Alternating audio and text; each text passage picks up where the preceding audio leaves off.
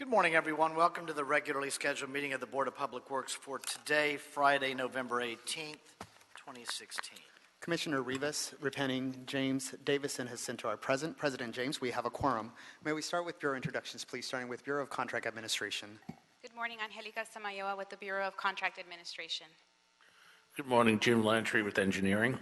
Good morning, Tim Dafera with Bureau of Sanitation. Good morning, Ruben Flamenco, Bureau of Street Lighting. Good morning, Hugh Lee with the Bureau of Street Services. Good morning, Ted Jordan, Public Works General Counsel. Fernando Campos, Executive Officer. President James, we do not have any speaker cards under general public comment, no commentary under the Neighborhood Council comment section, and we did receive speaker cards on items number 3 and 4 for today's agenda. Okay, agenda item number 2 is being withdrawn by the Bureau. Is that correct, Mr. Campos? That is correct. Okay, so we'll cover agenda item number 2 in essence in number 3. Is that right as well? That is correct. Okay, so number 2 will be withdrawn. Our first item of business, well, first of all, let's close general public comment as well as the public, the neighborhood. We'll close general public comment as well as the neighborhood council category of commentary. Our first item of business, the approval of the meeting minutes from the meeting of Friday, October 28th, 2016. Is there a second to my motion to approve those meeting minutes? By Commissioner Repenning. Any objection? With that objection, we will approve those meeting minutes.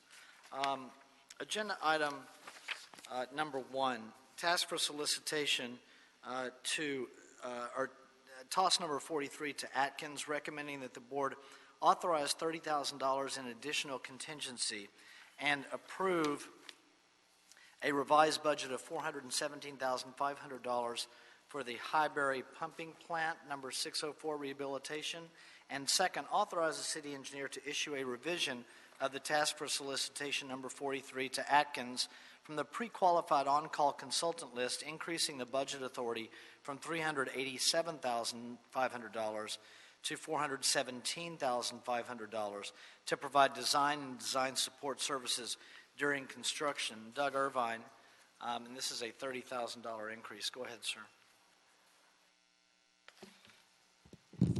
Thank you, President James. Good morning, board.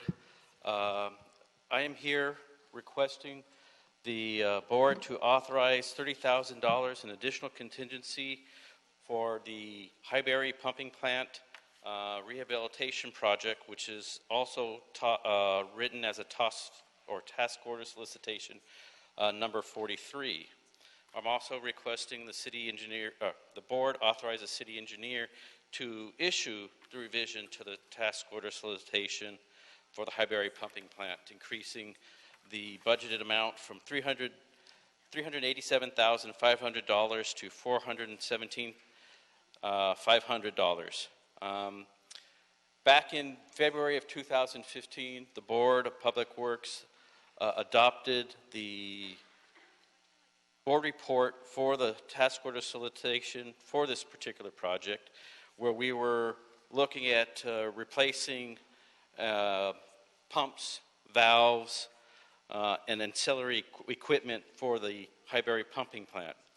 During our pre-design and design, we had allocated some requirements for lead-based paint contamination removal and noise abatement specialists.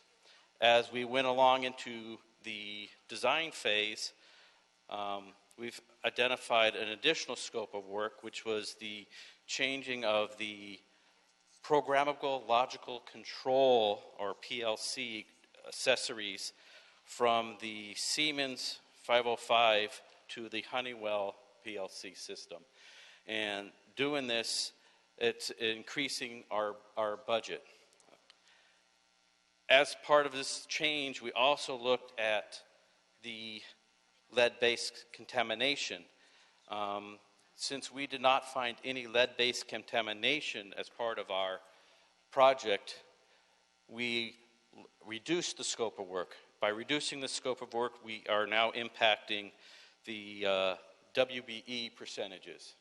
Okay, so the cost that we originally had allocated was $4,200.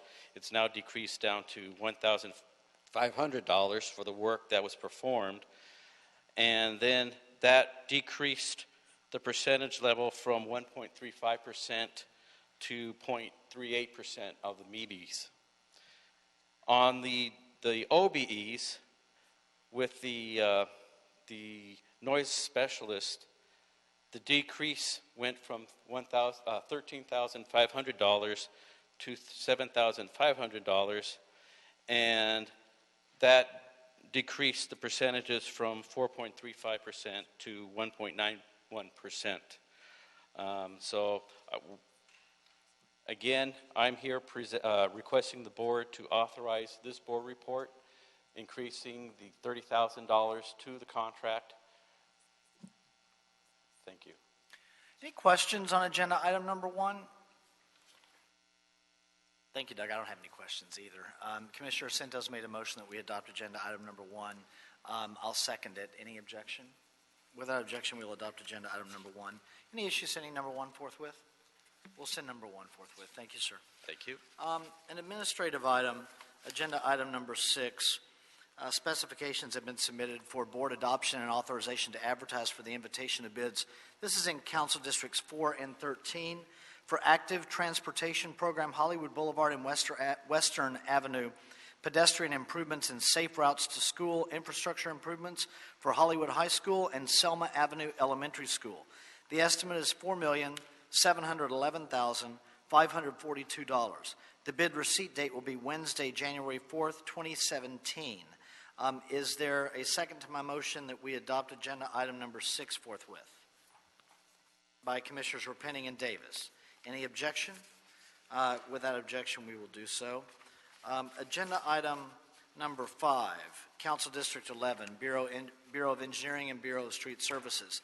Task for solicitation number 16-105 to Fugro Consultants Incorporated, recommending that the board authorize the city engineer to issue the task for solicitation to Fugro Consultants from the pre-qualified on-call geotechnical consultants list to perform a geotechnical evaluation study of the Vista Del Mar Bluff as stated in task order solicitation number 16-105 with a budget authority of $107,220, which includes contingency. Mr. Louie. Good morning, sir.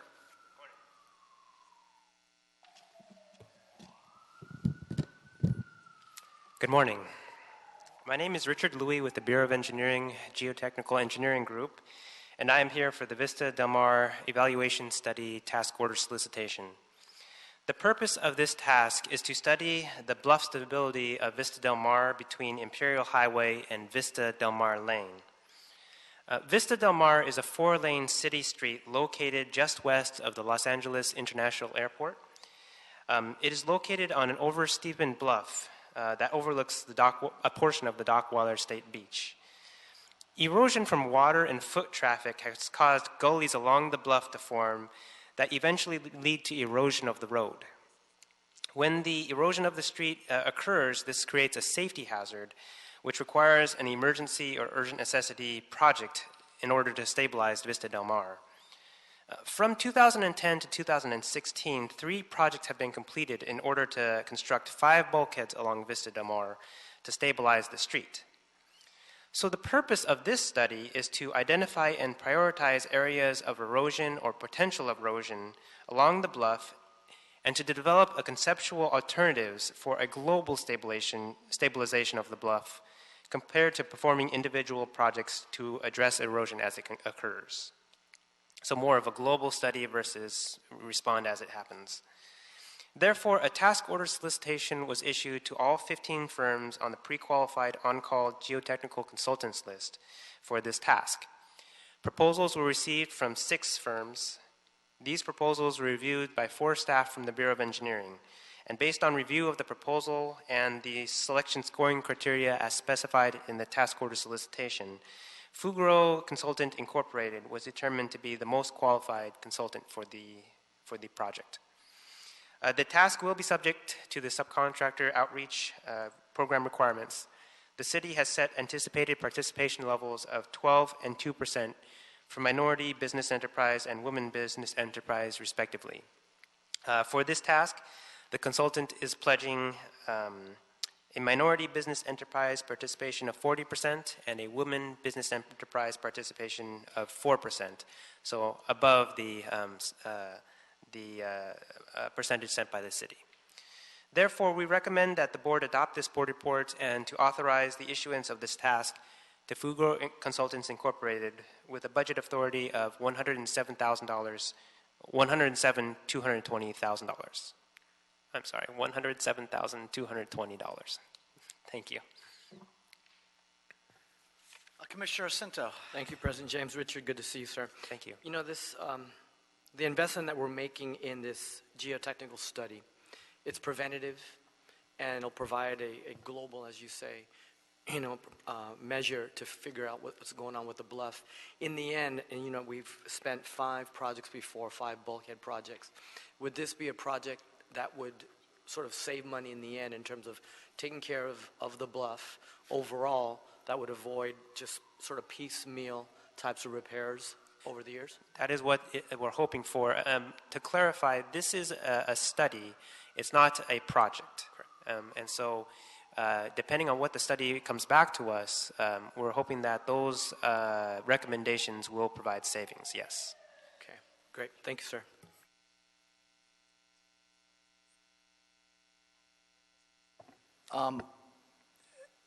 Anything further from Richard on this? Commissioner Cinto made a motion that we adopt agenda item number 5. Any issue sending it forth? Is there a second? By Commissioner Rivas. Any objection? Without objection, we'll adopt agenda item number 5. Any issue sending it forthwith? We'll send agenda item, first of all, any objection? Without objection, we'll adopt agenda item number 5. Any issue sending number 5 forthwith? We'll send number 5 forthwith. Thank you, Richard. Thank you. Let's go to agenda item number 4.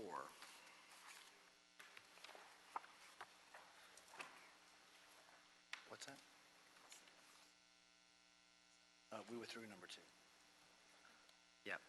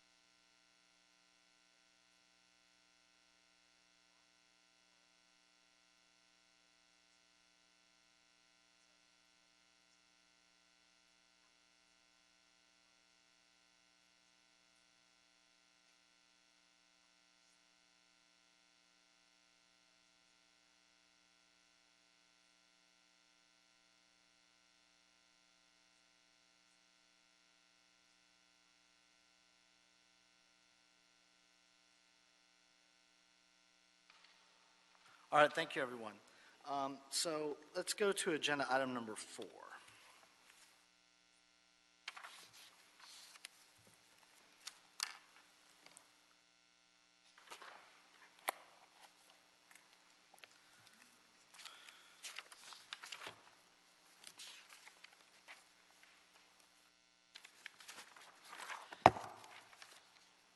Number 4 is a joint report from the Bureau of Engineering and the Bureau of Street Services from Council District 14.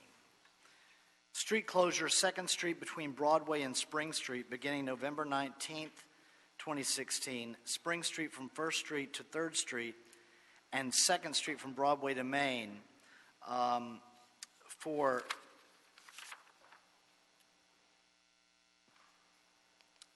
it's listed for 13 59-hour weekends. However, the Bureau is putting forth an amendment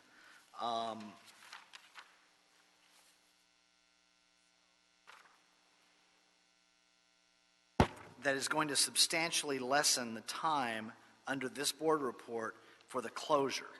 So what I'm going to do is read into the record the amendment, which is going to take out several weekends of closure that this document and this action and this request by the bureaus seek.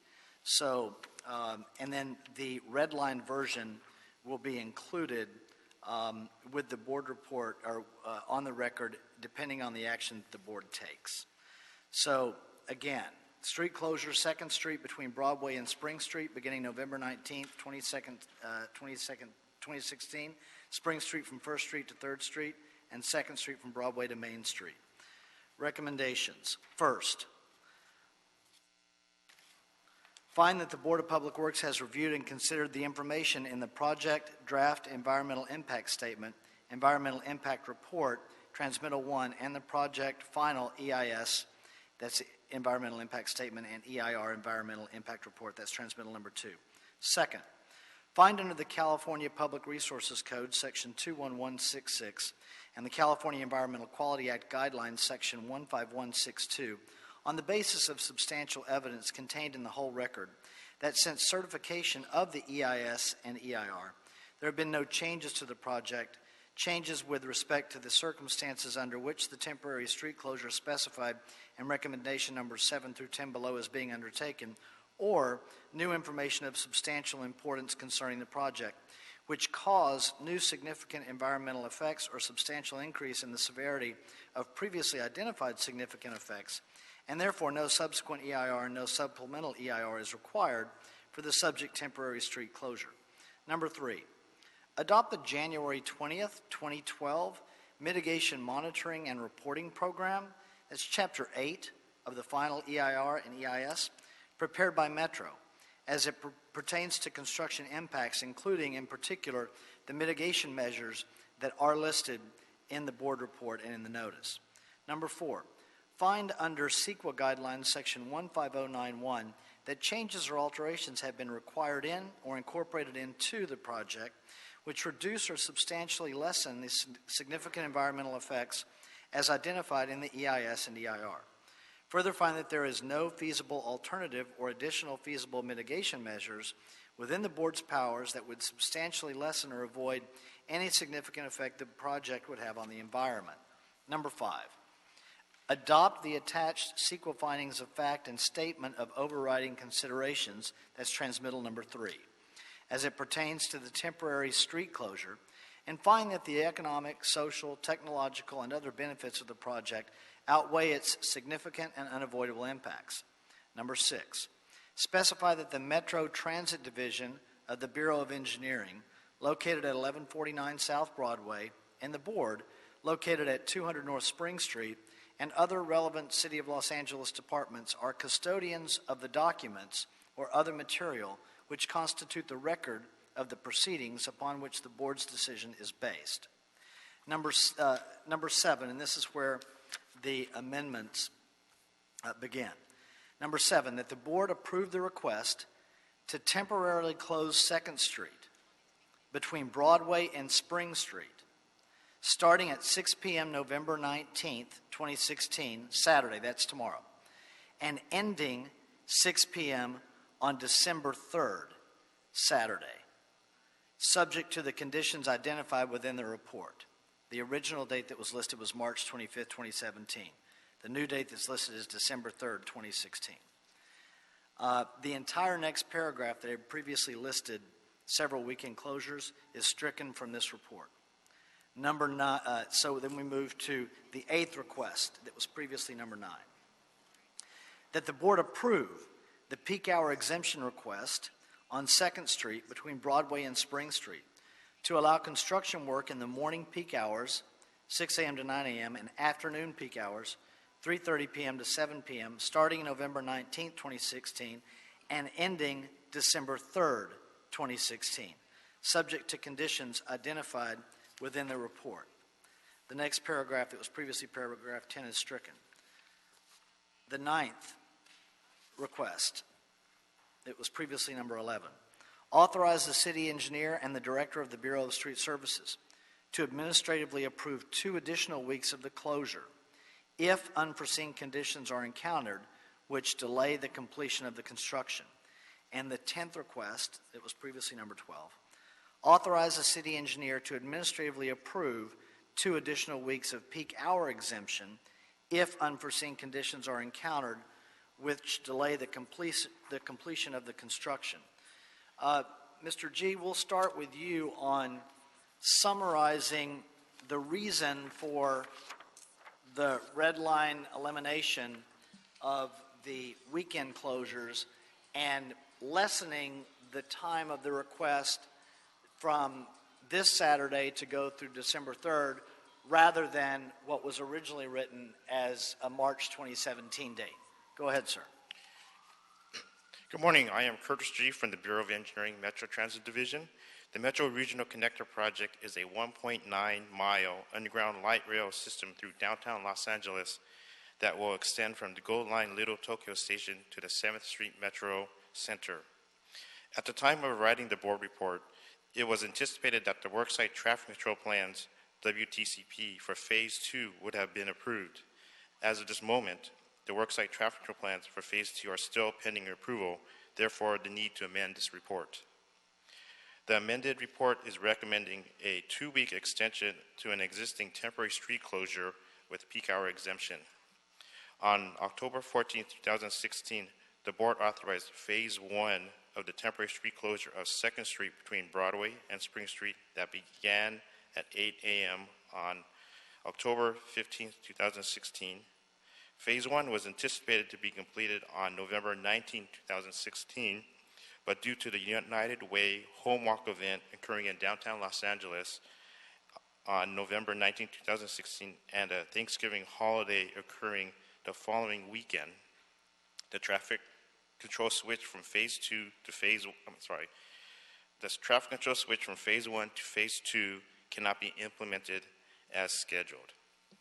Metro under contractor, Regional Connector Constructors, RCC, is requesting that the end date of Phase 1 of the street closure be extended to 6 p.m. from 6 p.m. November 19th to 6 p.m. December 3rd, 2016.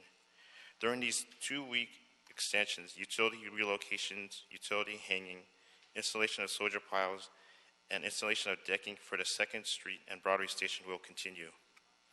Immediately following this Phase 1 closure, and once the worksite traffic control plans for Phase 2 are approved, Metro and RCC will request Phase 2 of the street closure, which consists of a continuous full street closure of 2nd Street between Broadway and Spring Street, with the weekend closures of the intersection of 2nd Street and Spring Street. This Phase 2 closure request will be submitted separately once the associated worksite traffic control plans are approved. Included in this report are 6 recommendations to the board that address the California Environmental Quality Act, CEQA, with the associated requested street closures. These 6 CEQA recommendations were read out loud earlier as the item was introduced. As a responsible agency, the board must comply with CEQA when granting a permit authorizing the closure of the subject streets. Acting as a responsible agency, the board must certify that it has considered the environmental effects of the street closure. This project has incorporated mitigation measures required in the mitigation monitoring and reporting program. I therefore ask the board to adopt the board report with the amended recommendations that were read out loud at the start of the agenda item with the conditions stated here. 1, pursuant to the City of Los Angeles and Metro Master Cooperative Agreement, City Council Contract number C104288 and Board Joint Report number 1, Regional Connector Special Permitting Process adopted September 12, 2014, associated permit fees shall be waived. 2, permittee shall reopen 2nd Street between Broadway and Spring Street to weekday traffic within 1 week if community and traffic impacts are found to be unacceptable and this approval is revoked. Permittee shall obtain all necessary approvals for construction work related to the aforementioned street closure prior to implementing any and all street closure related activities. 4, permittee shall obtain a Los Angeles Police Department exemption from work hour restriction permit and comply with all permit conditions. 5, permittee shall apply to the Bureau of Engineering and obtain an approval of an exemption from the holiday street closure restrictions prior to the weekend before Thanksgiving Day each year. For 2016, the restriction begins in November 21st, 2016, and ends January 2nd, 2017. 6, the permittee shall comply with the peak hour exemption conditions as outlined in the Los Angeles Municipal Code sections 62.61D and 80.06.1. The peak hour exemption can be revoked at any time by the city engineer. 7, permittee shall comply with all construction-related mitigation measures required in the MMRPs.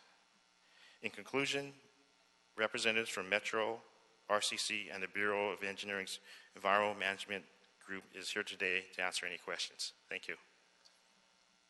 Thank you, Curtis. So let me see if I can boil this down into a couple of sentences. So because of the United Way walk and the Thanksgiving holiday, the phase 1 closure, you're requesting the 2-week extension that would be the November 19th through December 3rd, 2016. And the rest of the requests, that's the phase 1. The rest of the requests, the phase 2 requests, are going to come at a later time once DOT has approved the documents that you referenced that are going to be submitted by Metro. Am I right? That is correct, yes. Okay, so I've boiled it down to that. Okay, so thank you. I understand your team is here as well as Metro for questions we may have. We have a speaker card that we'll take. Anybody have any questions first before we go to the speaker, Mr. Sutton? Okay, thank you. Mr. Sutton.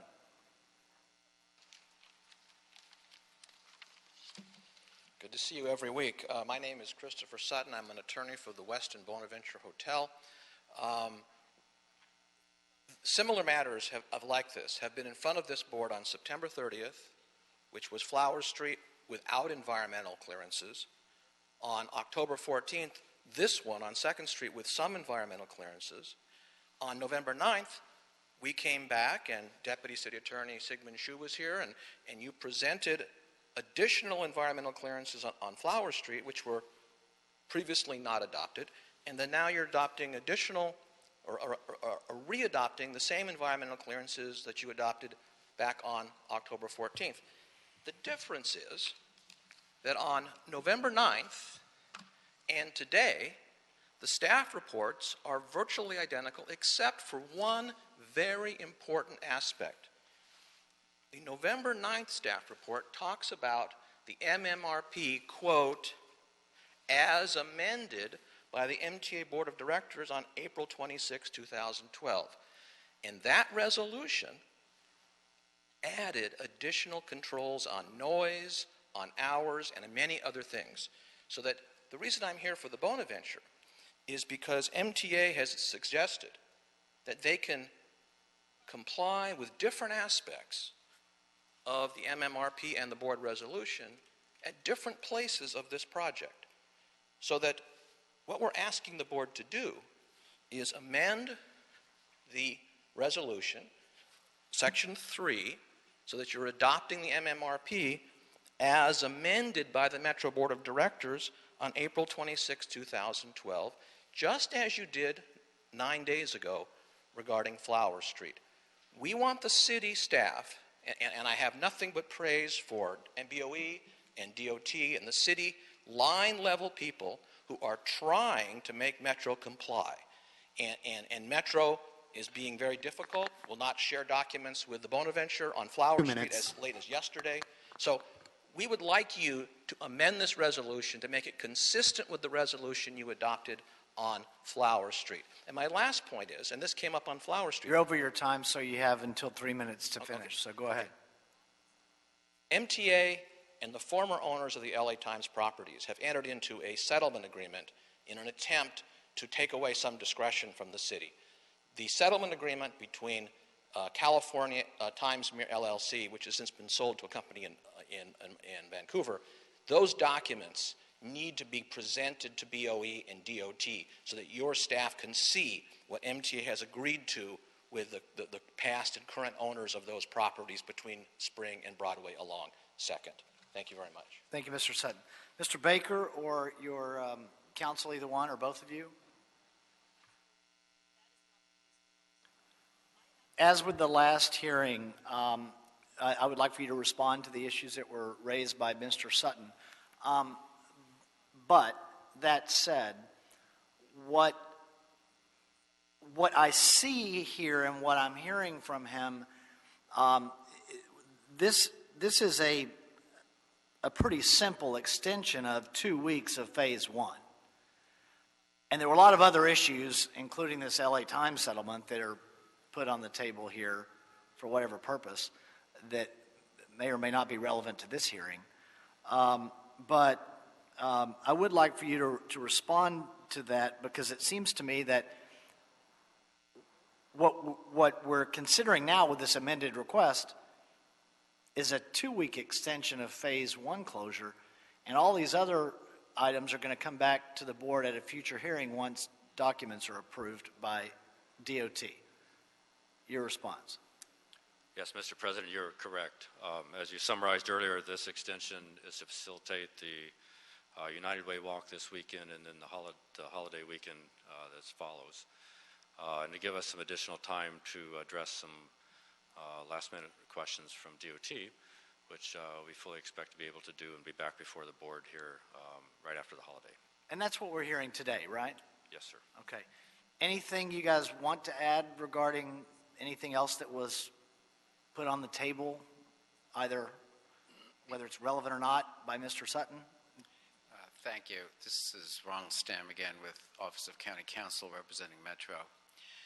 With regard to the statements that Mr. Sutton made about how this board acted with regard to Flower Street versus how it's acting now with regard to the 2nd and Broadway location.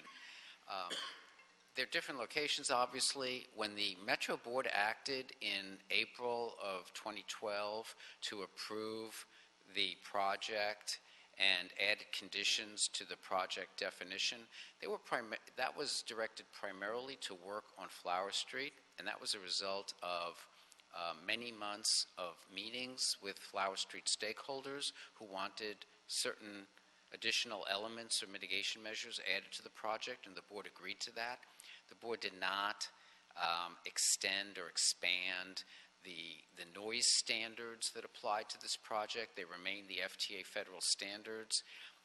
The board, Metro, has never tried to tie the city's hands and limit the city's ability to exercise its authority over this project. We could not legally do that in a settlement agreement with either Commonwealth Partners or the LA Times, which is really a joint development type of agreement, since we're using their property to develop the station and they wanted some property development rights when we're done. We're complying with all applicable city ordinances. If a peak hour exemption is required, we seek it from the city. If a holiday moratorium is required, we seek it from the city. If a night variance is required, we seek it from the city. We are fully compliant with all applicable city ordinances.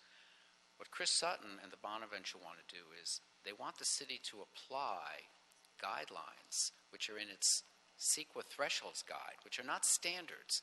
They're just guidelines which the city is free to follow or not, primarily when it's acting as a lead agency, not as a responsible agency. And the Bonaventure wants those city CEQA threshold guidelines for noise to apply to this project, but they don't apply. It's the FTA criteria that apply. The city was aware of that throughout the EIR We had this discussion 10 days ago or Yes, so, right? same issue. And ultimately, this will be heard in court on December 7th because the Bonaventure has a motion for a preliminary injunction on calendar for December 7th, where it intends to raise these legal issues as to what noise standards apply to this project. Right. And Judge Froon will resolve that issue. Right. Yeah. All right. I don't see any reason to meddle with that process. It continues to be Metro's position that you're in compliance with the requirements from the city, correct? Yes, absolutely. We don't have any indication from our city bureaus otherwise. Any questions, any further questions? I'd make a motion that we adopt agenda item number 4, seconded by Commissioners Jacinto and Davis. Any objection? Without objection, we'll adopt agenda item number 4 as amended. Thank you. Yes, a big amendment here, so as amended. So the motion is as amended, the seconds are as amended. The vote is as amended. Any issue, sending it forthwith as amended. We will do so. Thank you all. Thank you. Agenda item number 3.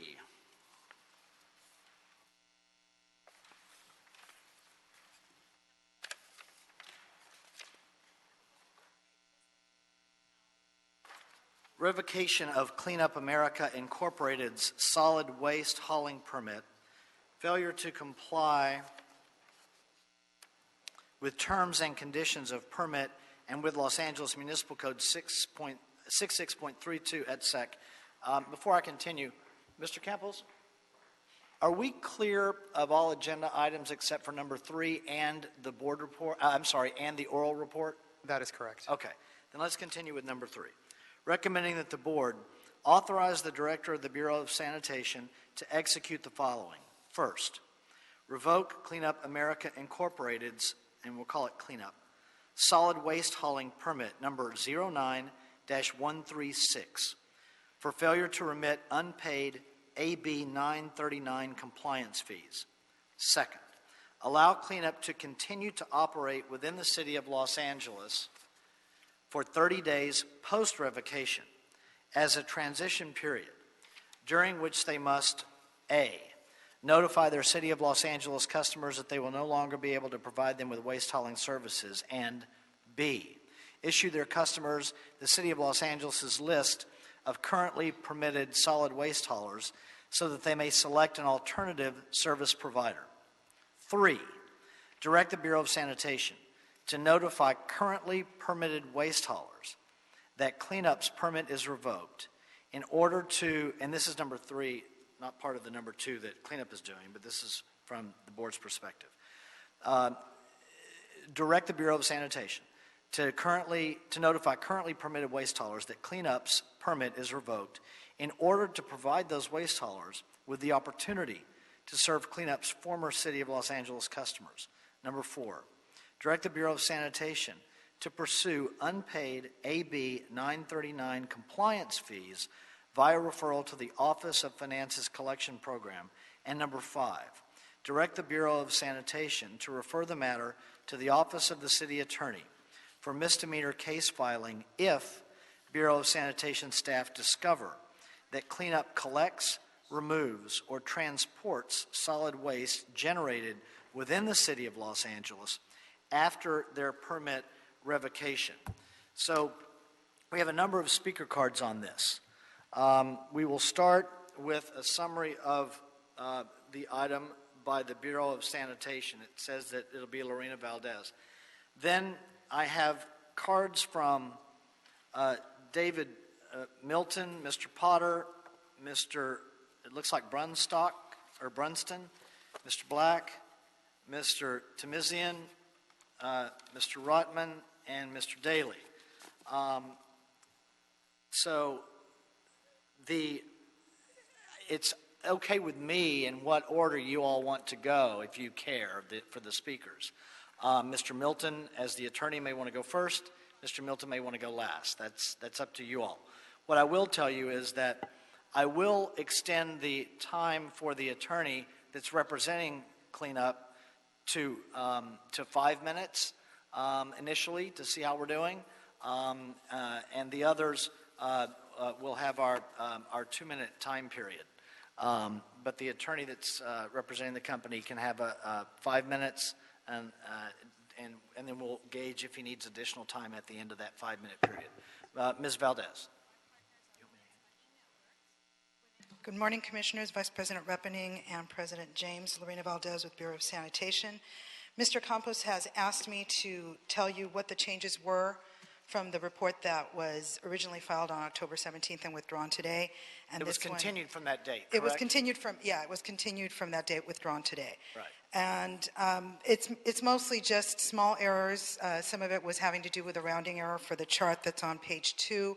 It shows the total ending in 71 cents, and throughout the text, it was rounded down to 70 cents, so it was items like that. There was a correction to the name of the hauler to make sure that the name was correct. One substantial change, which doesn't actually change the recommendation or the facts of the report, was made by Commissioner Reppening during her review, and that is on page 4. She asked us to add item number 6 to the conditions that were imposed with the payment plan that she agreed to with Clean Up America on July 27th.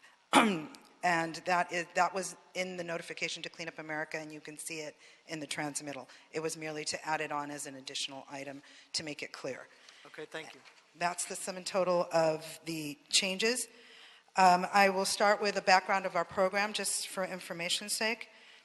Section 66.32 of Los Angeles Municipal Code requires all waste haulers collecting waste from within the city of Los Angeles, here in city, to obtain a waste hauler permit and pay AB 939 compliance fees of 10% of gross receipts, with a fee exemption for waste haulers whose annual tonnage does not exceed 1,000 tons per year, or whose receipts are generated from source-separated materials. The permits must be renewed annually. The permit renewal process begins in March of each year with a notice from LA Sanitation to each permitted hauler, informing them that renewal season has begun and giving them instructions on how to complete the process, together with a due date of April 30th of the same year. Beginning in 2013, LA Sanitation required all haulers to be current with fees or with established active payment plans in order for a hauler's permit to be renewed. LA Sanitation today is recommending the revocation of Clean Up America's permit due to their failure to remit AB 939 compliance fees for the following quarters. 2015 quarter 2, late fees only in the amount of $201. I don't know if you want me to say the exact amount or just say $201, or do I need to include the change? How exact do you want me to be? I'm sorry, what? How exact do you want me to be with the amounts that we know? Go ahead with them. Okay, $201.08.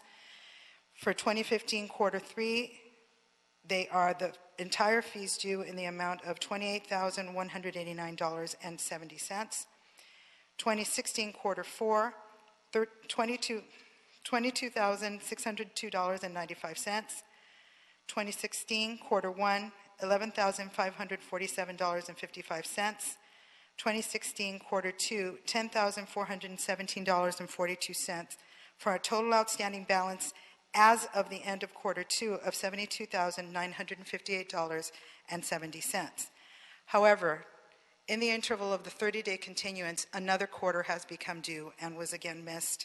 For that one, we do not have quarterly reports, so we don't have an exact figure. Normally, what we do is we estimate the quarterly amount based on the prior reports. And Ms. Valdez, so that was the one from the time we continued the item? Correct. To today? To today, yes. The quarter ends September 30th, and they have 30 days to pay, which brings it to the end of October. October 30th is the due date. On October 31st, it becomes delinquent. So the quarter ending 2016 Q3, the quarter 2016 Q3, which ends September 30th, due October 30th, we estimated at $10,580 for a total estimate of $83,538 delinquent balance. That does not include additional late fees or late fees for the estimated amount. So we're talking at least mid-80s plus some additional late fees at this point. Okay. I want to interrupt you for one moment, then I have a question for you. I would like to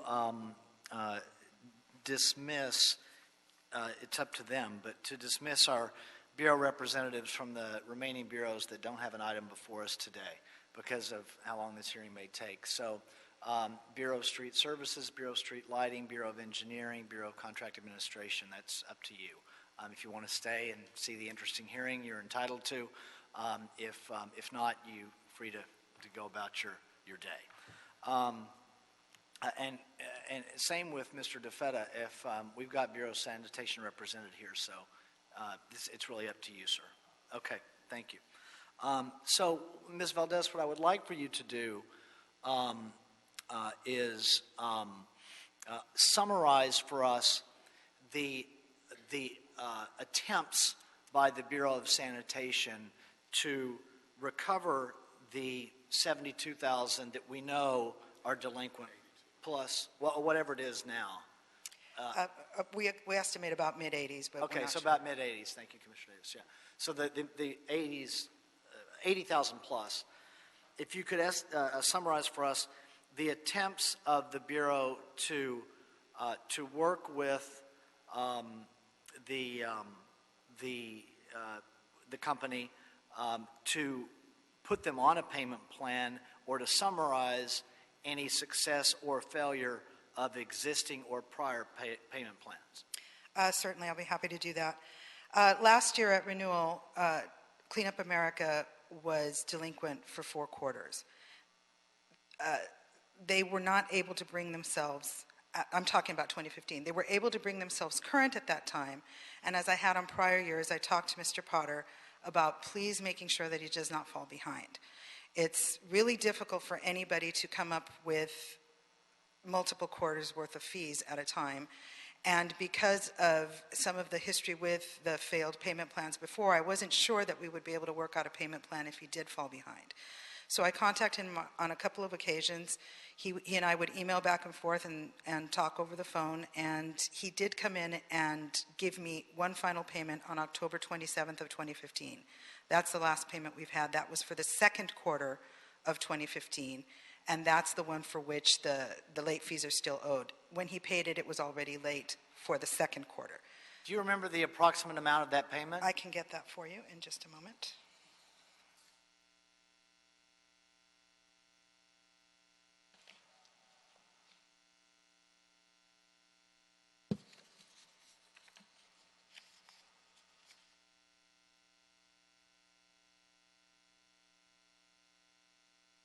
No, I'm sorry, I don't have the amount. I have the date and the fact that he dropped off the check, but I did not put in an amount, so I don't know the amount of that check. Okay. Commissioner Davis? In terms of process and procedures, you mentioned, I guess he basically is in the arrears about 4 quarters. I'm sorry, could you say that again? They are in the arrears. Clean Up America is in the arrears. Is it approximately 4 quarters? It's actually 5 quarters now. So it's 5 quarters plus late fees for that last quarter that they paid. And Commissioner, I actually did just see it. It was $8,043. That was the last payment. $8,043, and that was in October of... That was October 27th of 2015. Okay. And that was the last payment that we received. Okay. At that point, I continued talking periodically to Mr. Potter, and sometimes he would call me and say, I'm going to drop off a check. And we kind of went back and forth. There were some different issues that came up when the next quarter became due and he was 2 quarters behind. I reminded him that usually at 2 quarters behind is when we start the enforcement process.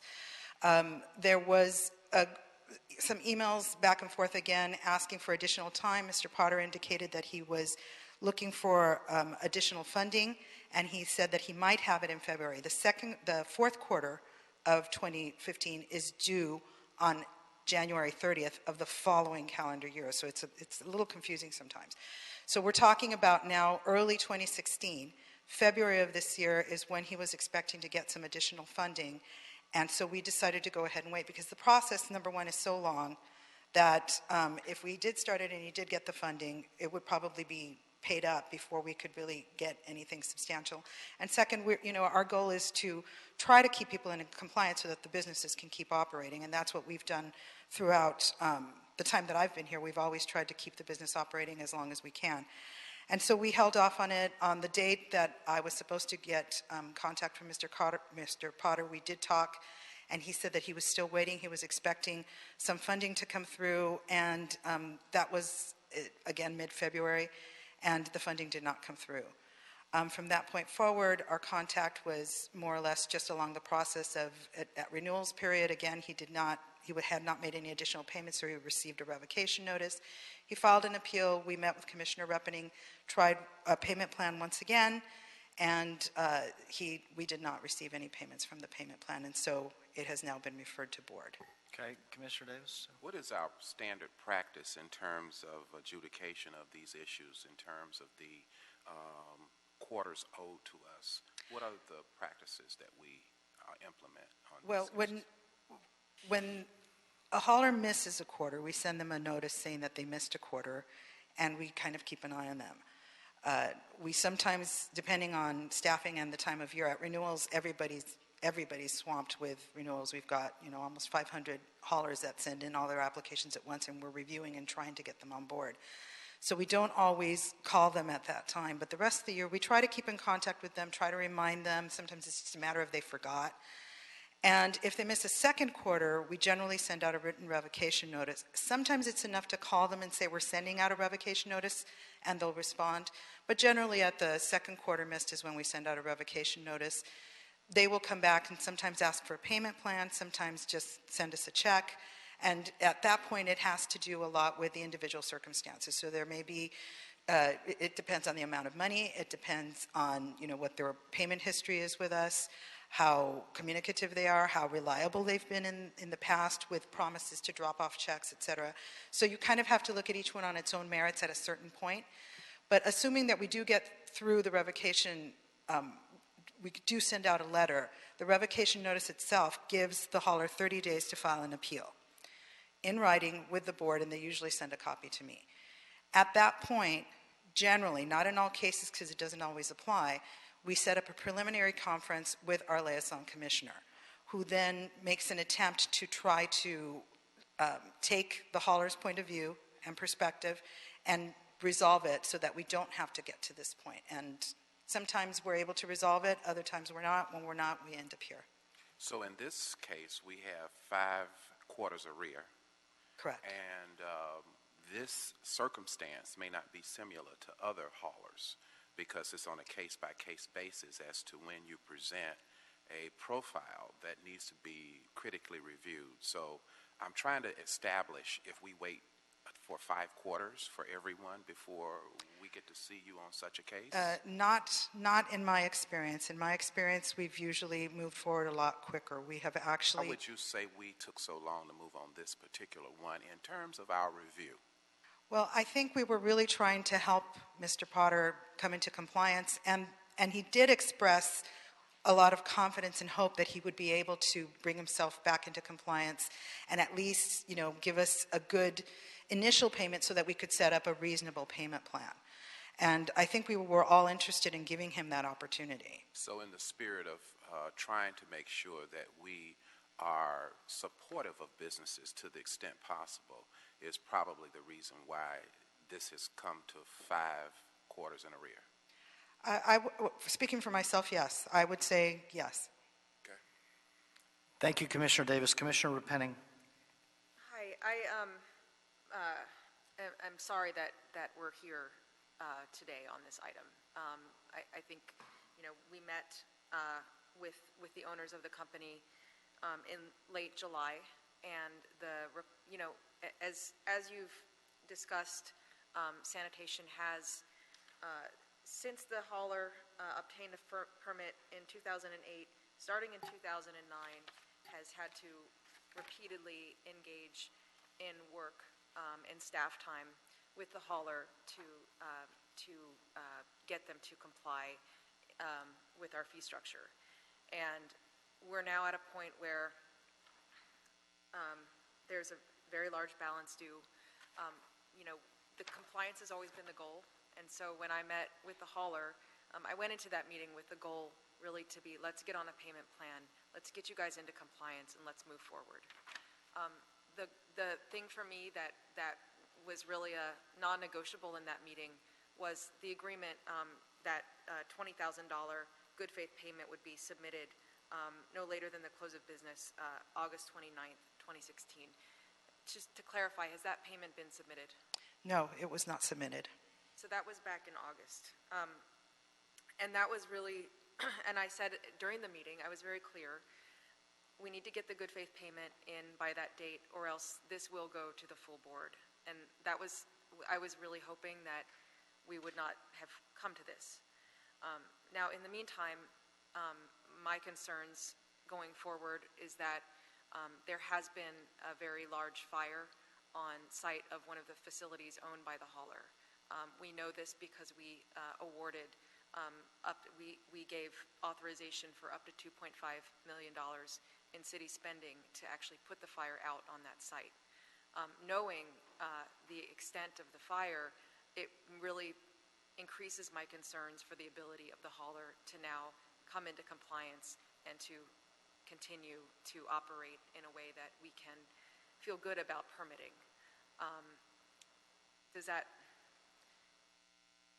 Well, I would say none of the issue with the fire had happened when I was writing up this board report and when we had made the decision to come to the board, as you know. And it was really based on the hauler's history of non-payment. And I do agree, I confirm your recollection of what you said at the meeting. I was there, and you did say that the $20,000 good faith payment was going to be the key item in being able to move forward. Unfortunately, the hauler was not able to pay it. And at this point, I mean, if you look back at the hauler's history, we've had payment plans basically since 2008 until 2013, which is when we said, we can't do any more payment plans at this point. And really, at the end of the payment plans, the hauler owed more than he did at the beginning, which, I mean, I looked at that and I thought, this isn't working. This is making it worse for him, and certainly not good for us, and this is public money. So, I mean, that was part of one of the things that we looked at when we denied a payment plan that year. 2013 was the first year that we started requiring haulers, as I mentioned earlier, started requiring haulers to be current in order to get a renewal. And from that point to now, it really hasn't, I mean, we haven't seen anything in the history that would indicate that there's been a turnaround as far as the ability to pay on time and maintain a payment plan. Let me ask a point. Excuse me, Commissioner Penning's still on hers. Go ahead, Commissioner Penning. You're done? Okay. Commissioner Davis? I was just wanting a general question in terms of the service area. Do they participate in obviously it's not residential, they participate in the citywide business and multifamily hauling? Is that? I don't believe they do. Oh, I see. What area do they work in? No, they don't.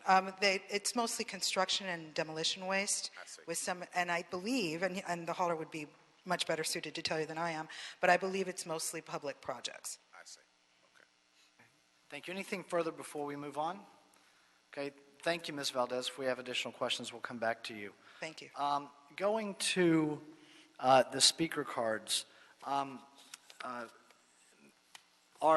me just ask are the people from Aero Services aligned with the people at cleanup or not? No. Okay, so I've got two different groups. So Aero Services is not the respondent here. We're going to hear from the respondent last and their attorney. And so the folks from Clean Up America can go in whatever order they want. And the people from Aero can as well. But from Aero Services, I have Frank Daly, Kirk Tamizian, Glenn Rotman. Those are the three I have from Aero Services, in whichever order you would like to come. And it's 2 minutes each for our executive officer. Just let us know who you are when you begin. Good morning. I'm Kirk Tamizian. I'm the owner of Aero Disposal Service. I'm a waste hauler in the LA area. We've been in business for approximately 30 years. We service roll-off containers in LA. We're here for one reason. We comply with the rules of the city of LA. We pay our fees on time. We do whatever the city requires from us. Me as a hauler and an owner of a company, I feel a little bad when there's other companies in the industry that are collecting the fees from the customers and using it for their own personal gain, not sending the money to the city like we have to do, going to our customers and cutting our price by 1/3 the price because they're not paying their employees, they're not paying their city fees, they're not paying many of the things along the way. They're not paying their dump fees because they're stacking it in their backyard, and the city is now paying $5 million approximately to clean up their backyard. They're going to good customers and cutting the prices down so bad and laughing at us, calling us on the phone and laughing at us. Hey, we can do it cheaper because we don't pay dump fees and you do. It gets frustrated. And when the city asks us to comply with everything, they call us one time and it's done. We've never been late. We do what we're supposed to do. Yes, our price is about 30% higher. But it does get frustrating that the city allows this to go on. We've told the city numerous times about this, numerous times about what's going on. nobody cares. It just seems like the guys that are trying to do the right thing are, kind of kicked for it. 5 quarters of not paying the fees. I was late one day. I was late one day in 2015. One day. I got a certified letter. And it was a mistake on our part. 2 I'm not minutes. blaming anybody else. Thank you, sir. Thank you. Let me ask him about dump fees. Why is it that you pay dump fees? Like this Brown Act. Oh, okay. Yeah, they're not the applicant. We can't do that. Oh, okay. All right. I would like to answer that question. I'm sorry, we have Glenn Rotman.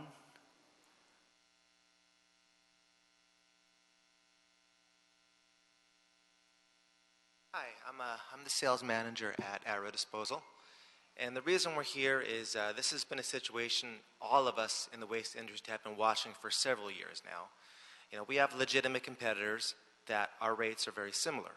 And sometimes we get a job, sometimes we lose a job. That's the nature of having businesses. But when somebody undercuts your price in half and takes your biggest customers and works with them and has free disposal because he dumps it in his yard, doesn't comply with any of the rules, it's not right. And besides that, we now have one of the biggest environmental disasters I've ever seen because the city has allowed this to go on. Not only his hauling permit, but the permit for his facility to recycle material. It's not supposed to be a dump. You're supposed to take material in, process it, and get it out. But the fire burned for weeks and weeks and weeks. I mean, you've seen it. I know some of you have seen it. And God knows what that's done to the water table when it's rained. And this hasn't been a one-year problem. This has been since this place is opened. And everybody knows about it. And, it's not just us coming here. I'm also representing other haulers with their voice, with my voice here, because not all of us have the time to break away from our day and come down here and be a part of this. But now we're saying enough is enough. We're a legitimate business. We charge legitimate rates. This can't be allowed to continue anymore, and that's why we're here. I don't understand things like bringing attorneys here and giving them extensions and extensions. You either do it right or you don't. Why are we spending all this money catering to this? Now, you guys don't have time for this. We don't have time for this. And that's basically it, Thank you, sir.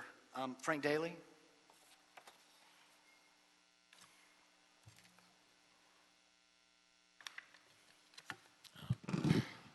Hello.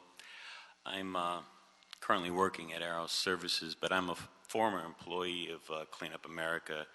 I worked there a year and a half ago. And make a long story short, I'm actually still owed money, and I have it already off the labor board that's supposed to be coming up here relatively soon. I had an appointment back in December of 2015, but it's been pushed into 2016. It looks like into 2017 that's supposed to be resolved. And so, I can't speak with authority on the other issues. I can just speak for my part of it. And there's money that is due me, and hopefully then I'll see that come to some type of resolve next year. But I just wanted to voice that. Thank you, sir. Regarding anything else? Oh, no. Okay, thank you. Very good. So on Clean Up America, all the remaining cards I have are Clean Up America. Mr. Milton says you're the attorney representing them. In whichever order your crew would like to go, it's really up to you.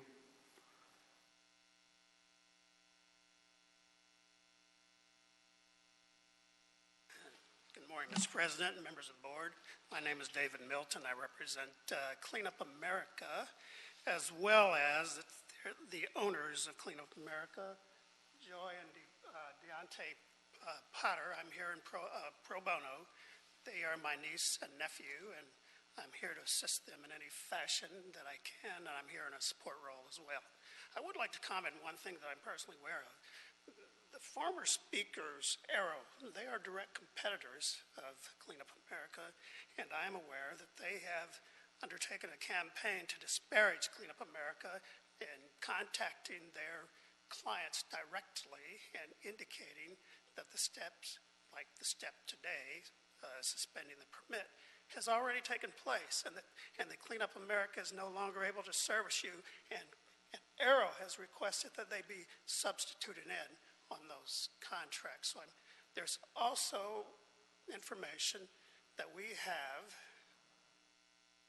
which would directly discredit or address the credibility of Mr. Tamazian. It would be admissible in a court of law. And we're asking that you view his testimony, his comments here today as, well, let's say suspect. And that's all I'll offer at this time. And I'd ask that you hear from my clients this time. Thank you. Okay, so just a question for you, sir. So you want, regarding the, setting aside the speakers we just had and dealing with what we've been placed in the written record from, as the board report and what the Bureau of Sanitation has stated, so the responses to that are going to come, you're not adding anything to that, that'll come from your clients? Correct. Okay, thank you. Appreciate the latitude that's been given to Clean Up America. Okay. Do you have a question for him? Okay, one moment.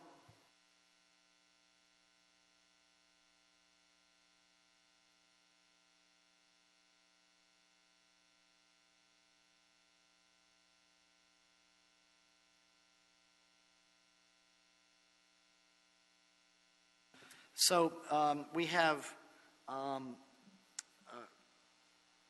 looks like, I'm doing my best with the handwriting. Looks like Randolph, the last name's Randolph, Potter, Brunston, or Brunstocks, and Black, in whichever order you would prefer. This is my niece, Joy Potter. I think she will address the board. Okay. Her husband, Deontay. Good morning, board. We can do one at a time. Oh, one at a time. Yes, so in whichever order you would prefer. Good morning, and thank you for allowing me the time to speak. Commissioner Repenning, my name is Joy Potter. I'm one of the owners of Clean Up America. We humbly request that the board reconsider the revocation of the solid waste hauler permit. On July 27th, we met with Commissioner Repenning and the LA Solid Resource Citywide Recycle staff, in which Clean Up America agreed to the compliance fees as required. Since that meeting, a series of unusual and extraordinary circumstances have precluded us from doing so. While there are too many to name, some of the most egregious circumstances are as follows. Our competitor, Arrow Disposal, continually and consistently spreads libelous rumors and disparaging remarks about Clean Up America, which was caused significant and irreparable damage to our reputation. September 2015, the Bureau of Sanitation sent out a letter of decertification without due process to all of our third-party customers and to many of our premier customers. As well, this caused an immediate loss of revenue for new business and all profitability. September 2016, a devastating fire began smoldering under our material under mysterious and suspicious circumstances. This fire continued to burn for several weeks, requiring the city fire department to stand by for 24 hours on our site, and left a huge bill of over $1 million in fire and water, damaged product, and heavy equipment.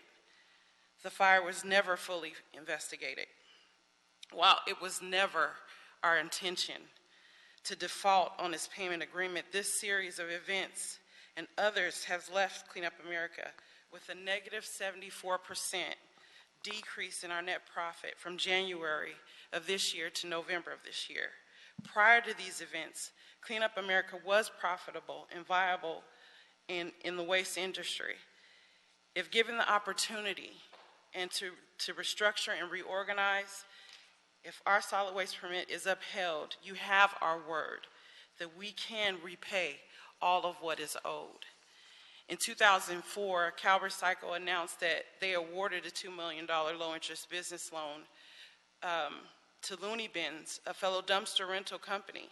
They said it was rewarding to direct state funds back into Los Angeles and other communities where these dollars make an important difference to our economy and environment. That's what the board chair said. Supporting the recycle-based companies like Looney Bins strengthens the economy, development, and Time. creates jobs. Take an additional minute to finish up, please. Thank you, I appreciate that. With this in mind, Clean Up America, we applied for this loan to do just that, what the chairperson said. And unfortunately, the same outcome wasn't given for Clean Up America. We are the only African-American owned and operated facility in the state of California. We've been operating in the city of Los Angeles for over 10 years and have successfully participated in many of the major redevelopment projects here. Until now, we've operated with an untarnished and stellar reputation. It would be a shame to see our business fold due to circumstances beyond our control. Although it appears that we have an uphill battle, Clean Up America, along with its loyal and unfailing family of employees, intend to turn the tide and become a viable and lucrative business yet again. But we are in dire need of your assistance. And again, I ask to please reconsider the revocation. Thank you, ma'am.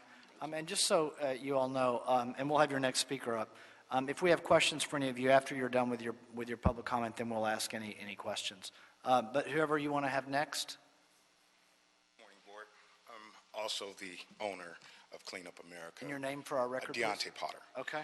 And I do want to say thank you to the Board of Sanitation.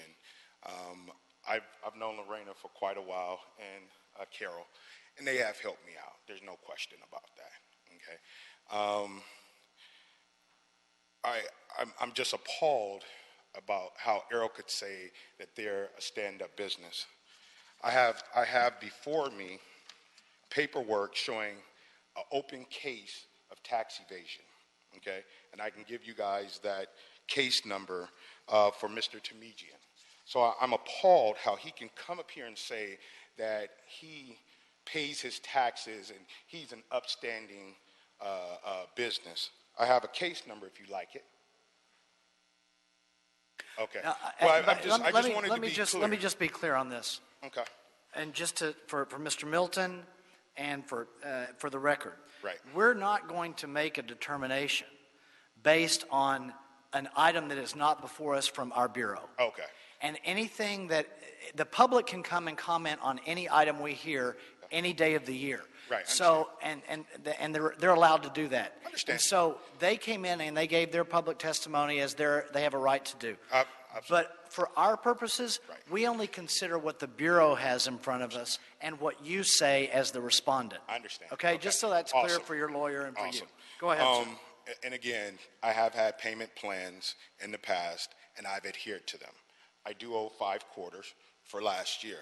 The payment plans that I've had in the past, I don't owe them anything for the payment plans. I owe them for the 5 quarters now. Okay, and I'd like for you guys to reconsider the revocation. Thank you, sir. And so the next, whoever we have, Rodney Black, Arthur, is it Brunston? Brunston, okay. Sorry, sir, it looks like an X at the end. That was, yeah. Hi, my name is Arthur Brunston. Go ahead, sir. I'm here on behalf of Donnie Potter and his company. I'm just here to speak about what he does for the community and the people that he hires and stuff like that. He gives out and reaches out and gives people jobs that no other way they would have a chance to even get a job. And I'm just here to speak on what he does for the public, and he's a really good man, and how he helps anybody. He will give you the shirt off his back. I'm here to speak about that part of his business. And that's all I got to say. Thank you. Thank you, sir. Rodney Black?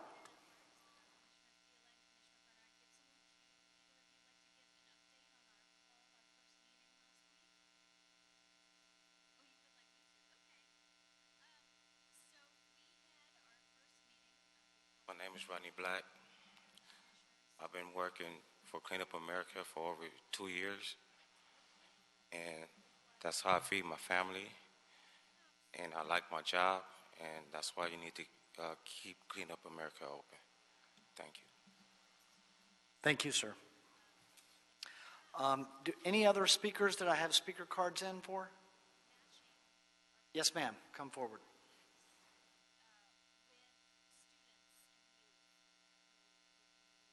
Good morning.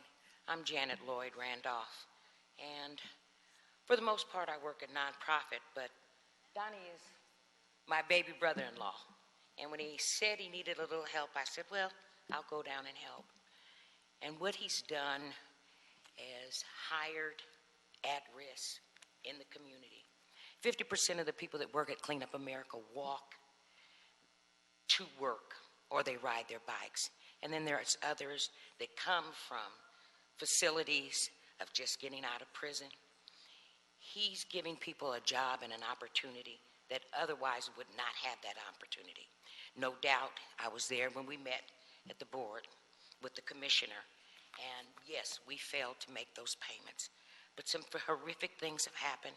The fire is under investigation, things beyond the control of Clean Up America. I do believe if given the opportunity with another payment plan, that payment plan would be met. And I'm just asking you to please reconsider on behalf not only of Clean Up America, but of those that are employed there. It's a family environment for all that come to work there. People, some of the young men tell their friends about it, and they bring them in, and we work with them, and we find beds in our garages and sofas to give to those that are able to move out of the halfway houses to start a new life. It would be taking something, a social system that we need in this city, in this country, away from this fine city. I ask you to please reconsider today. Thank you. Thank you, ma'am. Ms. Valdez, I have a question for you.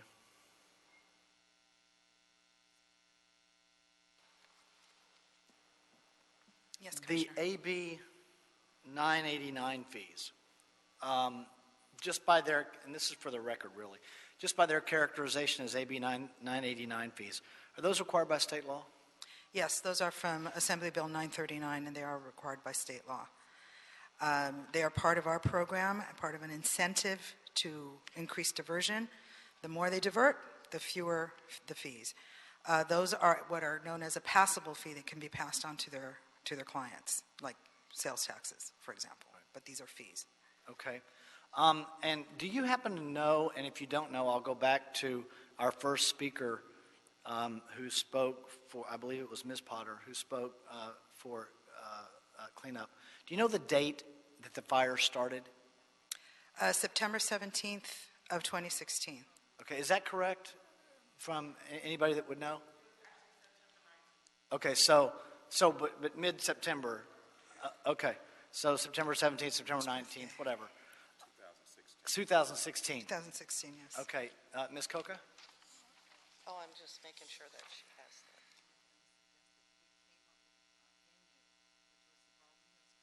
Yeah, according to the incident briefing from the fire department, it started September 18th. Oh, 18th, right in between the two. Okay. So September 18th, 2016. 2016, yes. Okay. This last September. And, okay, Commissioner Repenning, what was the date that your $20,000 good faith payment was due?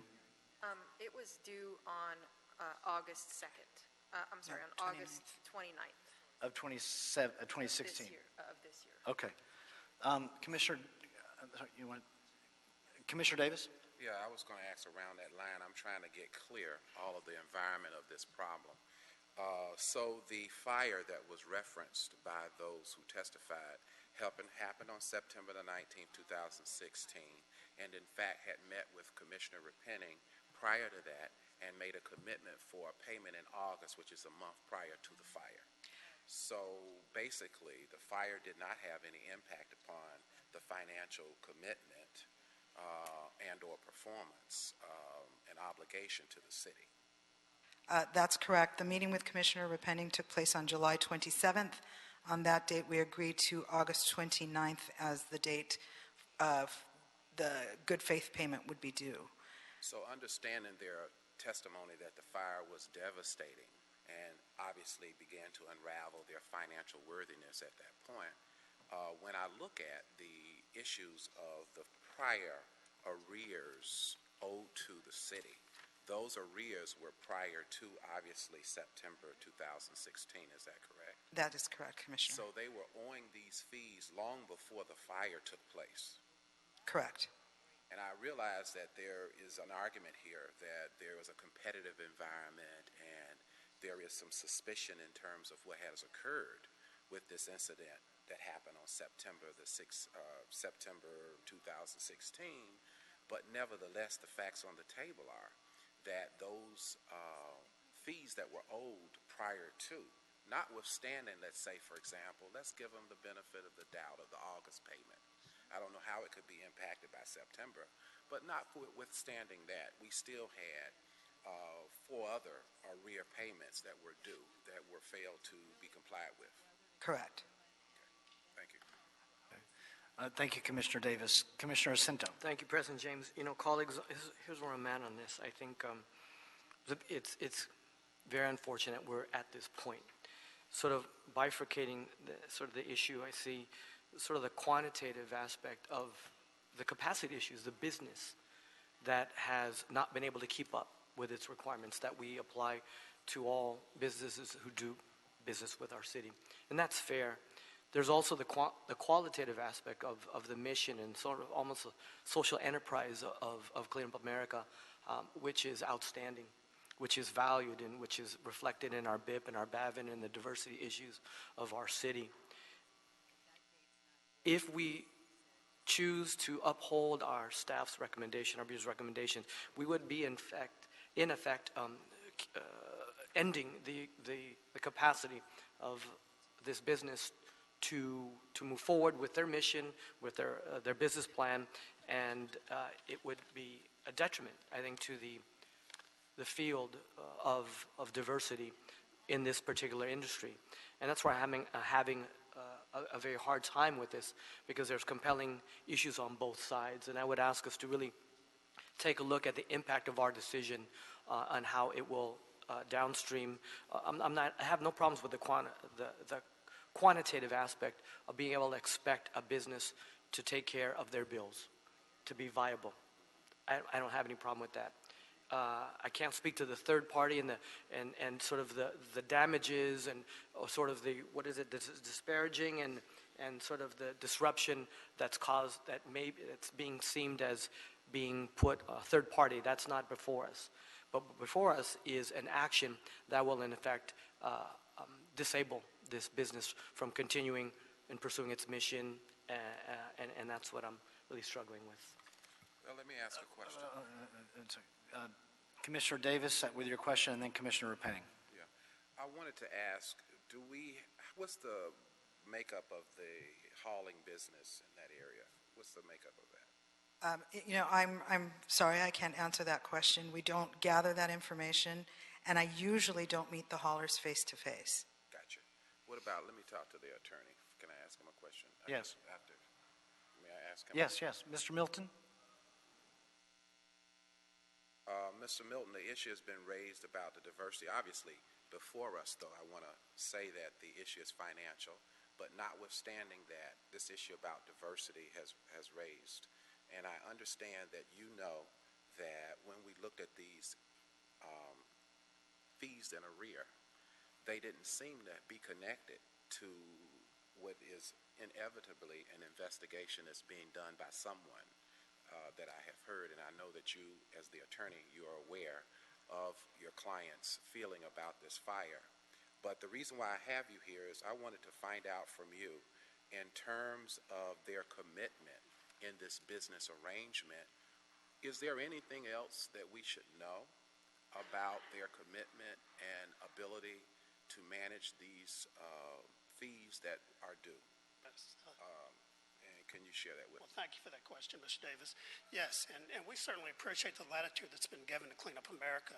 And one of the things that I asked Mr. Potter and my niece Joy was, the board's going to be very concerned about your ability to comply and to bring current the fees that are due. What proposal do you have to do that? We need something serious and concrete. And the response was, I was hoping for more, but the response was we could have it fully paid within 12 months with an initial payment of $10,000 within 30 days. And I think they could probably do better than that, but they didn't want to go out on a limb and overcommit. I think there are likely, very likely, some proceeds from a policy that, as a result of the fire itself, that will be forthcoming soon. And that's about all I can indicate right now. But I think they now are certainly impressed with the seriousness of being in full compliance as their livelihood. And I think it'll take priority over all other issues, financial issues. This payment and becoming compliant will take priority. And we're asking for an additional 12 months. Attorney, diversity is important. It really is. And it's a very difficult situation and a peculiar circumstance to want diversity and we don't have any of it or very little of it in a certain area on one hand. And then on the other hand, unfortunately, this issue with regard to the fiscal responsibility for these other arrears are something that we really need to get our hands around. The capacity to pay it, the remedy that will be implemented for it, and just notwithstanding this issue that you've raised about, and I understand how competition can get. I understand the allegation. I've certainly not investigated it. It's not our role. But what I'm not clear about is your response to the other three areas owed and our capacity to pay that. Certainly, I equally, and I think the whole board has a concern about diversity. Trust me. And I do think that it would be great to have that diversity there. But I'd like to hear from you about these other quarters. And what do you think we can do about this other quarter? You mean the financial obligation? That's correct. I mean, that's why this case is here before us. Well, I don't like to rely on issues like diversity. They're important, but I don't like to play that diversity card, so to speak. Right. You comply and make it priority to comply. It's your livelihood. Right. And again, like I've indicated, I think there will be revenues or funds available after the discussion with the insurance company. At the very least, we can get you $10,000 in 30 days. If you give us a 12-month plan extension, we'll be in full compliance by then. Their financial circumstances are difficult right now. I don't charge them fees. I assist them in any way I can pro bono. That's well, here's why I'm here. It's not right now that I was concerned about based upon what has been discussed with us. According to the Bureau, they were saying it's not just right now that is an issue, but that there were 4 other quarters in arrear, and that's not right now. Correct. So those other 4 quarters in arrear, unfortunately, revenues are part of business. So I'm not hearing information that will help me better understand the other 4 things in arrear. And I understand the competition, and I'm not as ignorant as to believe that that there could not possibly be some undermining on some of the issues that have been brought before us. Well, there I has been. understand, as a minority myself, notwithstanding that some of those things occur. And yet, from a business perspective, we're talking about revenues and the prior revenues that have not been explained in terms of why they have not been forthcoming and what the capacity is. What's the problem there? What do you think that we should do about these past revenues, notwithstanding the ones that are in question for August? What should we do about these past revenues? For 2015 is what you're addressing. Correct. These past revenues, So I I've guess not you're heard asking, anything. I guess No you're one has asking told why me they haven't. anything that will help me better understand our circumstance with expectation of these revenues. We have a public-private relationship with people who haul in the city of Los Angeles. They have to pay fees, and they have to be reliable to some degree. We know life happens, but to some degree. And I just want to give you an opportunity to explain to me these other prior ones that are not in question. Well, Mr. Davis, with all due respect, you've asked me a number of questions, I think, right there, and I'm not sure what the question is. I hear you. Could you explain the prior revenues that we were not paid? Why it is that the 4 quarters, or the 5 quarters, I guess, at this point, I'll give you 4.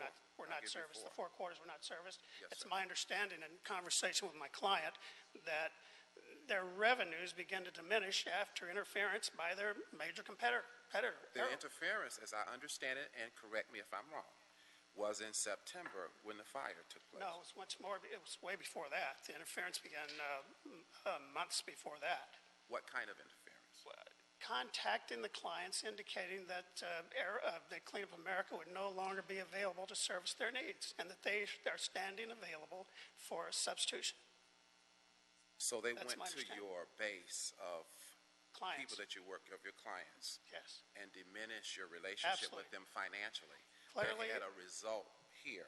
Clearly with you actionable. paying bills. And it happened back when we started not getting our payment.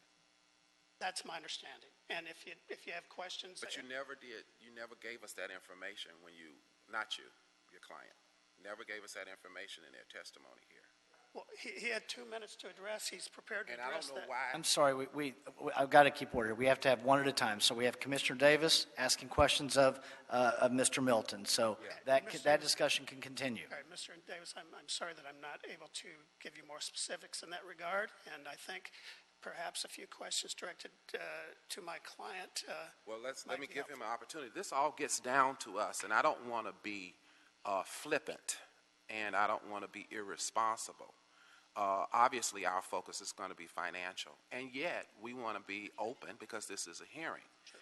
I have not heard any testimony on your behalf that explains why the prior fees were not able to be responded to from your perspective as a business person.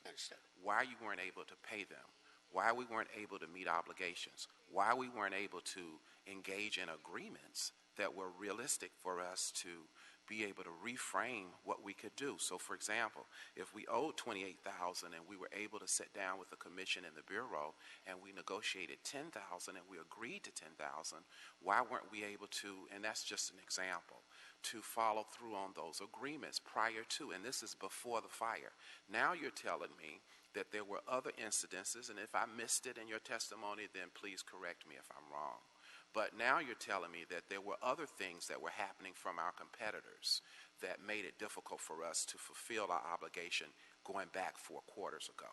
But I never did hear that. And if you said it, I'd like for you to tell me again what it was. All those concerns are legitimate concerns. There's no doubt about it. And again, I appreciate the latitude given to Clean Up America. But I think to specifically address those issues that are being raised by your questions, I'd like for the board to hear from my client. Okay, if we could briefly do that, Mr. Chair. I don't know if you'll tolerate that. If one representative from the client wants to address Commissioner Davis's question, we'll have one representative from the client address Commissioner Davis's question.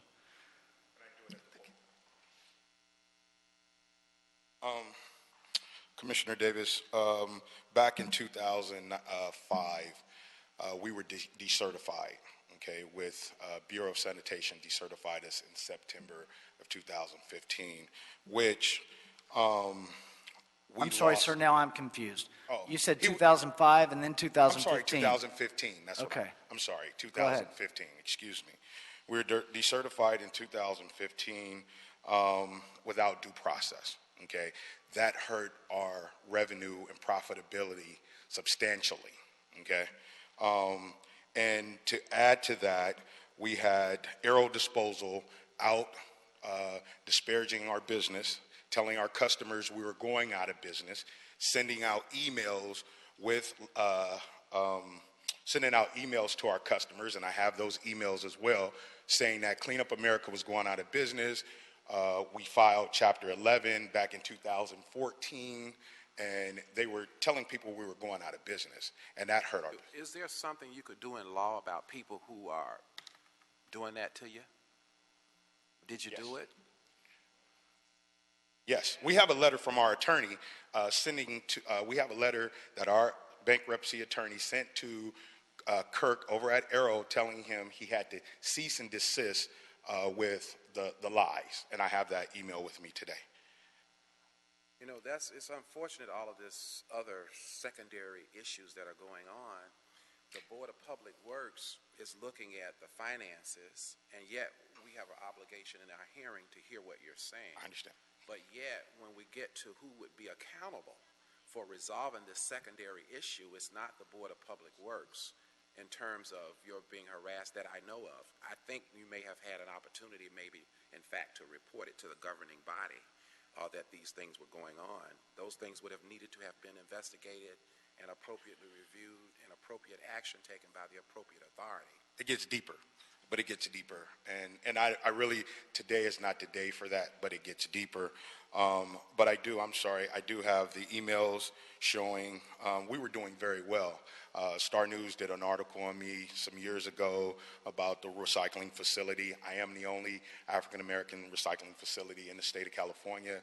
Have done very well, have done some very large projects. Tom Bradley International, I've done the Gold Line, working on Regional Connector, working on the Crenshaw Line. A lot of people know who I am. Well, I'm beginning to be concerned about some of the secondary issues that are happening, and yet at the same time, it is difficult for us to not look at our responsibility in terms of the revenues. Understand. And I'm concerned about the secondary issues and you going to the appropriate person to investigate those. Okay. I'm not ignorant to the fact that of the competitive and ambiguous nature of doing business. Understand. And having said that, it's difficult when I've heard nothing in terms of these issues that you're talking about having been investigated by the appropriate people. And it would have been great to have known that earlier on they were reported to the appropriate authority. I've reported them to my attorney. I've reported them. I've sent numerous letters to the mayor, Mayor Garcetti. I've sent letters to my councilmen about the stuff that's been going on. I haven't heard anything. Who is your councilman? Jose Huizar. I've not heard a one word from them. I have letters that I can show that I've sent to the mayor and to the city council as well. I hate to say this, but the person who investigates these things, who is it? Attorney, who is the person that investigates these kind of matters? You're an attorney. You know better than I. We have a private investigator working on the matter. Yeah, but who's the authority that investigates these matters? Interference? Well, it's a private matter. You have a client who claims that people are doing things to him that is illegal. Who is the appropriate authority? You're an attorney. Who's the appropriate authority to whom these issues should be addressed? Yes, I became counsel about 2 months ago to assist in this I'm matter. asking a legal question. Who is the authority that these issues should... It's a private matter, so it's a matter of bringing a lawsuit against the persons who are responsible for the wrongdoing. I see. And where are we in that process? And we have a private investigator who's working the facts. We're collecting evidence right now. We're in the process of collecting evidence, and we have a lot of evidence that we believe it's actionable against Arrow. Correct. So you understand that the responsibility of the Board of Public Works is to look at these fees that are due to the city, to assess whether in fact or not we've received those reasonably, and make a determination on that. Can I speak as to the fees? We owe now 5 quarters, and that would be for 2000, I believe 2 quarters for 2015, and then 3 quarters for 2016. That is what Lorena said is the $85,000. That's what's owed completely. Attorney, what I'm saying is this. It would appear to me that this secondary issue that's occurring, that seemingly some legal action could have taken place before 5 quarters. Do you hear what I'm saying? I do. But legal action against what entity? Well, I'm not his attorney. I don't represent him, but I'm just trying to say that, not putting my head in the sand and saying that the only thing in the world is this financial issue as it relates to what's before us. Trying to be comprehensive, trying to be fair, trying to be just. You know that our responsibility is to look at the financial issues, but you're telling me something more, and I'm not ignorant to not necessarily hearing you. I hear you. But what I'm concerned about is it's been 5 quarters. And I don't know, is the judicial process such that, you know what I'm saying? It was $28,000, it was $22,000, it was $11,000, it was $10,000, it was $8,000 over a period of time. You see what I'm saying? Yes, you're addressing damages that are a result of some misconduct by a third party. Those are the types of damages that we would be demanding in a lawsuit against them. You couldn't have gone to the court by now to talk about, there was no procedure? Well, again, I was approached about this case about 2 months ago to assist, and I haven't fully assessed it, but I do realize we have a couple of causes of action that we can bring. It's not appropriate at this time to file a complaint against Darrell. We haven't developed evidence yet. I was a judge for 24 years and a prosecutor for 12. Yes. I know how the system works, and I know that there's insufficient evidence at this time to file a lawsuit against Darrell. And what would you expect the Board of Public, what would you expect the board, not that we're going to do it, but what would you expect the Board of Public Works to do given these circumstances before us? The only thing that a private person who's licensed by an entity could do would be to explain the circumstances to the public entity or the agency attempting to take some corrective action against that private person. There's nothing other than a lawsuit that my client can do at this time against a third party who's interfered with his business contracts. I don't know what else we could do at this point as a Board of Public Works. That's the dilemma, the crisis we find ourselves in. If I might, Commissioner Davis. Mr. Jordan, the Board of Public Works, it seems to me, has two choices. We don't involve, and you both can have a seat. Oh, thank you. We are presented with a board report with a request and recommendations. We either accept it or we don't. We are the permitting entity here. A lawsuit, a potential lawsuit between the parties that have testified today, that is their business, and not something for the city to involve itself in. Am I correct in that? It does appear, based on the testimony, that this is a private dispute between the two competing companies. Right. And our responsibility is to collect the permitting fees from anyone that's operating within the city, period, that is required to comply by state law and by our relevant city ordinance and laws. And my concern here is twofold, and then we'll hear from Commissioner Penning, who's had her light on for some time. One, that to Commissioner Davis's points, we don't have any indication of the ability, anything new, of the ability of the company to be able to pay. Indeed, Mr. Milton indicated that he was hoping that the company could do more than the $10,000 that he's put on the table here. Secondly, and perhaps even more importantly, I'm concerned about the public safety elements of this. We have an environmental issue that has already occurred. This type of business is an environmental business. We live in a very densely populated urban area.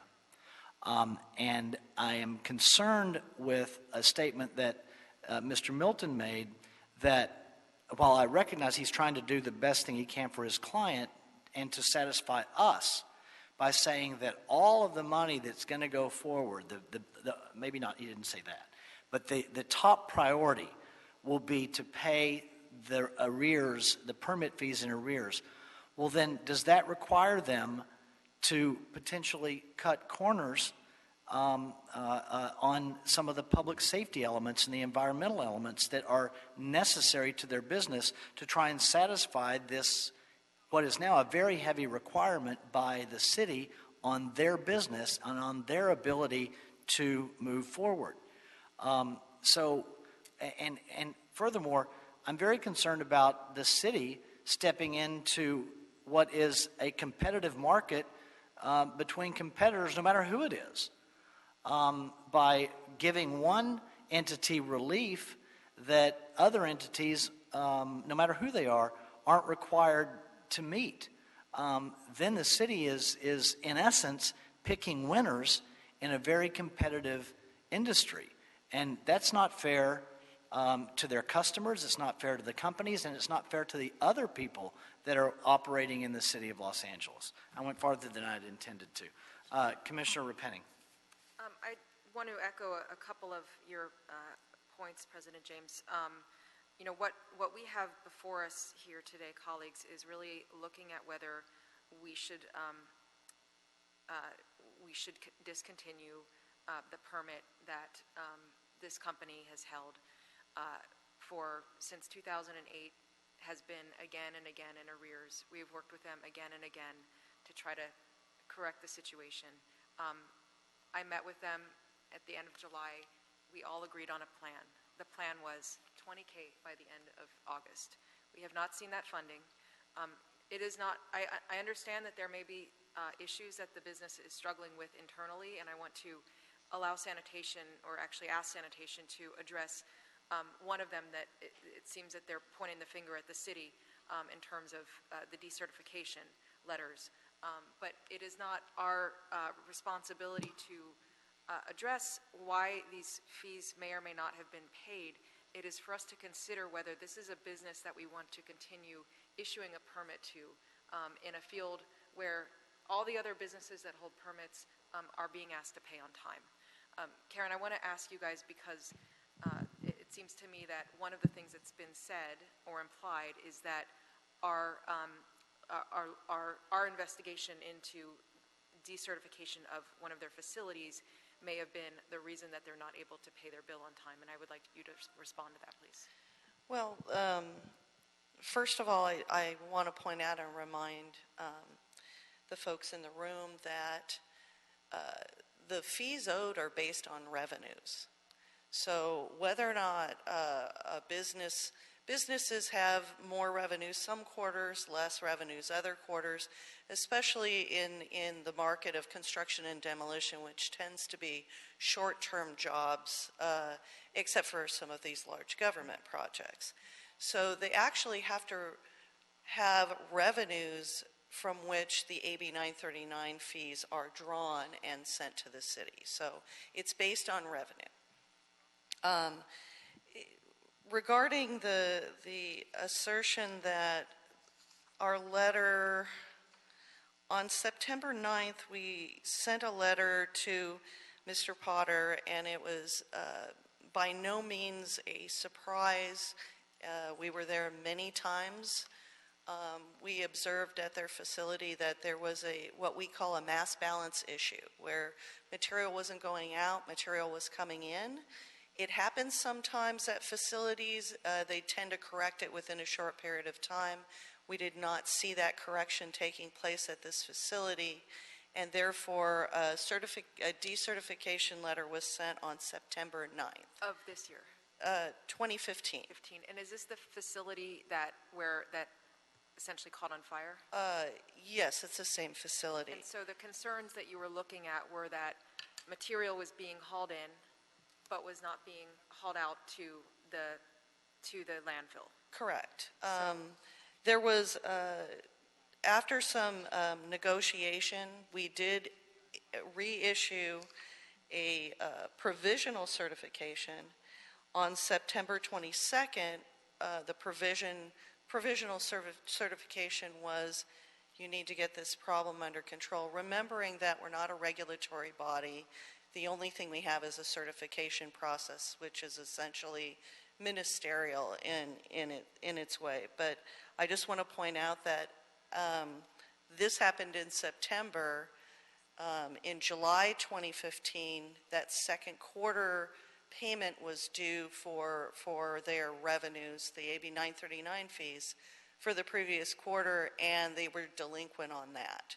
And that was before the letter was sent and before we even contemplated any decertification of their facility. So they were delinquent before that. Did that letter go out to any of the hauler's clients? It did not. We only send it to the person it is addressed to, and to no one else. So you sent a letter letting them know that you had concerns about their facility and were going to look at decertification.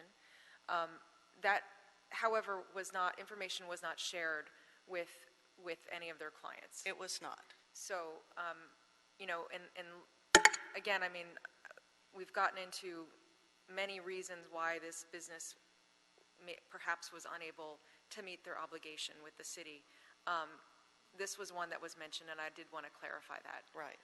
I do want to talk about that facility, and this is, again, what we have on the table today is really the question of the permit, of the fact that we have not been receiving at the city fees that the hauler has nonetheless been collecting from its clients.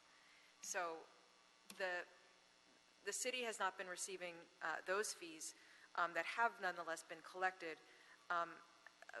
That's really what we're looking at today is whether we continue to permit this hauler. But I also want to share my concerns about that facility. It's not what's on the table today, again. But when I did see images of the fire, my initial reaction was that there was more material on site than, just from a layperson's perspective, should have been allowed or should have been kept there. And that is, I think, when we look at that as a business practice, and the fact that one of the practices of this industry is that you move material to a temporary site and then it moves out to the dump. When you go to the dump, you have to pay fees there, et cetera. So maybe they didn't have the ability to pay the fees at the dump. I don't know what the reasoning might have been, but that critical part of this business practice was not happening. And so when I look at the things that this company has not been doing, including paying its fees to us, including what we saw on site, it really leaves to me a very big question about their ability to pay into the future in a way that is responsive to the obligations that we put on anyone who has the privilege of receiving a permit with us. And Well, in response to the offer of another payment plan, you'd have to recognize the fact that they would have to continue to be current with their quarterly payments on an ongoing basis, as well as pay us, what they owe through their payment plan on top of that.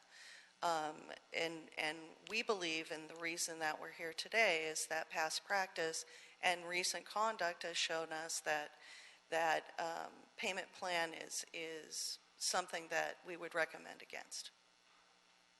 I would just want to close with what I started with, which is that this is a very unfortunate item that we are being asked to take action on today. I grew up in a family that owned a small business. I know what it means, and I know what, I know that I've met with them. They seem to be, very nice people. And I understand my colleagues' comments about the lack of diversity in the waste hauling industry, and I appreciate that. We've worked with this hauler over and over again to try to get them into compliance. We do have a responsibility as city commissioners to look at this recommendation today, to look at what's best, not simply for the company, but really what's best for the city. And we tried to put a plan in place, and we have not seen any action on that plan, and that is indeed unfortunate. Thank you. Commissioner Rivas, anything? Okay. Karen, I have a question that I think was already answered, but I just want to be clear in my head. When Commissioner Penning was describing kind of the business of the material coming in and then the material moving out to the landfill. So the material coming in, when the material comes in, those are revenues that are coming in to the facility, correct? Well, the hauler is receiving revenue for a job that they've bid on. So they're getting paid to haul the material from essentially a construction site to their facility, where they are supposed to be separating that and recycling at least 70% of it per our current ordinance. Okay. So it's fair to say then that when you look at a facility and you see a site where there's material that has been hauled in, that in the industry standard, that represents revenue to that company because it, as you said, it's been hauled in from somewhere else, a service they provided for their customers, correct? Yes. Okay. And the AB 989 fees you described are based on revenue. So to be able to assess fees, we're basing it on the revenue that they report to us, correct? That is correct. Okay.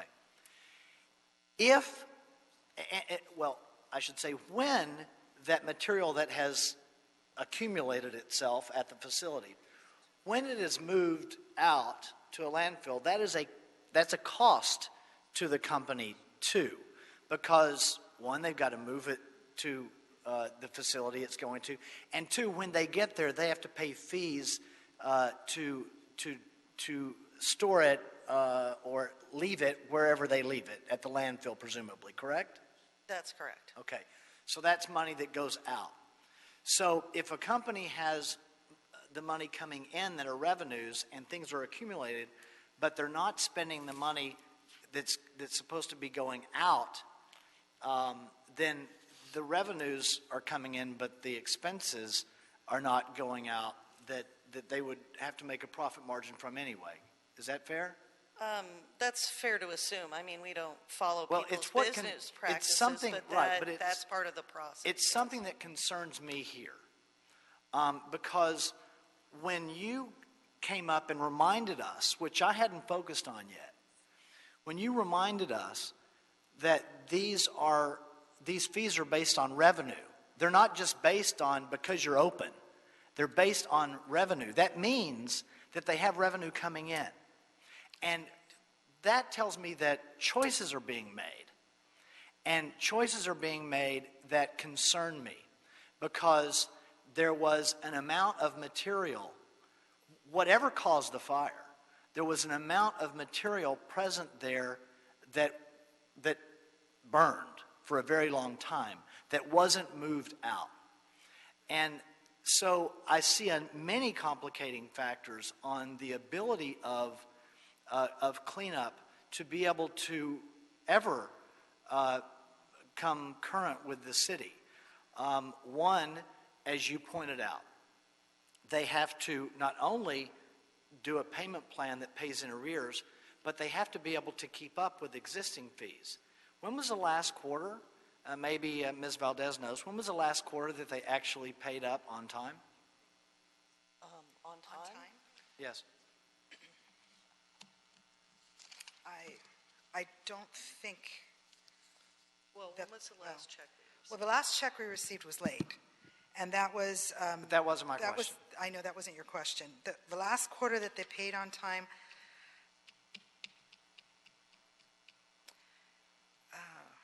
It may have been. Let me check. It may have been when they brought themselves current in 2014, and paid the second quarter at renewal time. It may have been. Let me just check. My concern here, while you're doing that, and I can talk to Karen, my concern here is the complicating factors on being able to bring the company current now. We haven't had, it's been maybe 2 years since they've been current. So they have all of these arrears that are owed.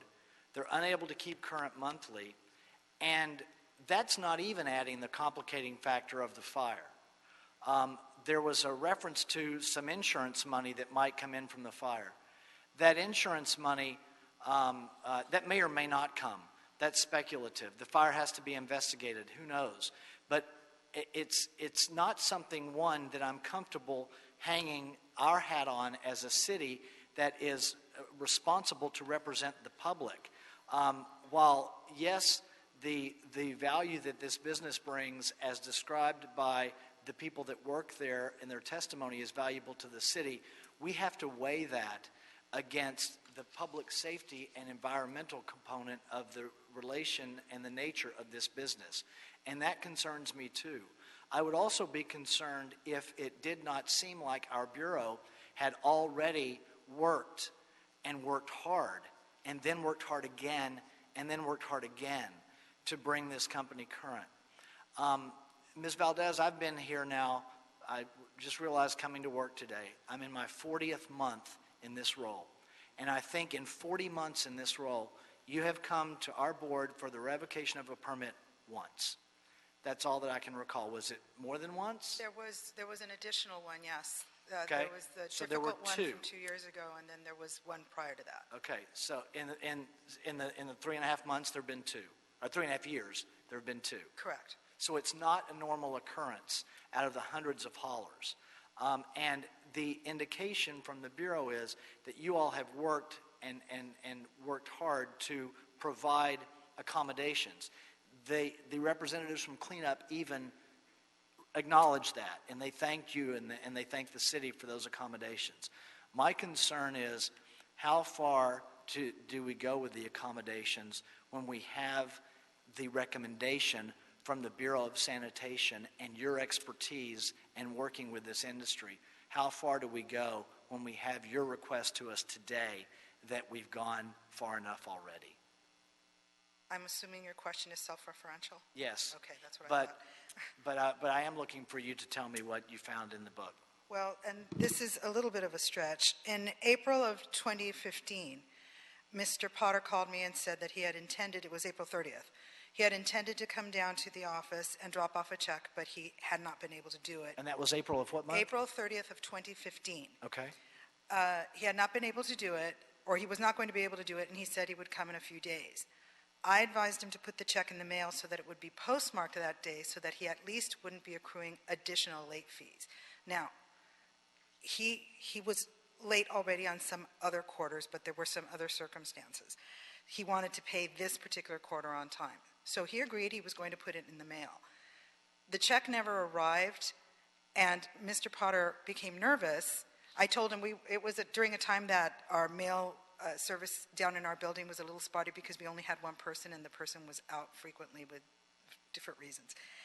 And so he became nervous, and he stopped the payment on the check. And when we finally did receive it, it was in fact postmarked April 30th, and we deposited it, but because it was a stop payment then, then it was actually technically no longer on time. But if it hadn't been stopped, it would have been on time. So I know Okay. it seems like I'm stretching, but I really could not offhand remember a quarter that had been paid on time except for that one. Was that one made good on after the stop payment? It was made good on, Okay. yes, it just not on time. Right. Yeah. April. That was 2015. April, that was But April there 2015. was some arrears prior to that. And there were arrears prior to that. Yeah, Did that check cover the arrears? No, it was only for the quarter. Oh, it was only for one It quarter. was to avoid falling deeper into the hole, essentially. Okay. I don't have any more questions. I would ask this, Karen, before you leave. Given the testimony that's been heard today, and this is not to put you on the spot, but you're in a leadership role at the Bureau of Sanitation. You've heard the hearing this morning. And your Bureau has worked with this company a lot, as is part of the record that they've even attested to. Given what you have heard today, would you recommend any different recommendation would you suggest any different recommendation for the board other than what we have before us this morning? Yes, I listened closely to the testimony that was given. The folks from cleanup are very nice people. We've met with them. My staff has worked with them for many years. But I have heard nothing today that reassures me that a new payment plan would have any different result than the meeting that they had with Commissioner Repenning and the promises made therein. So I would not modify. I would respectfully request that you approve the Bureau's recommendations in this regard. That'll be Commissioner Repenning's motion. I'll second the motion. We'll do this with a hand vote.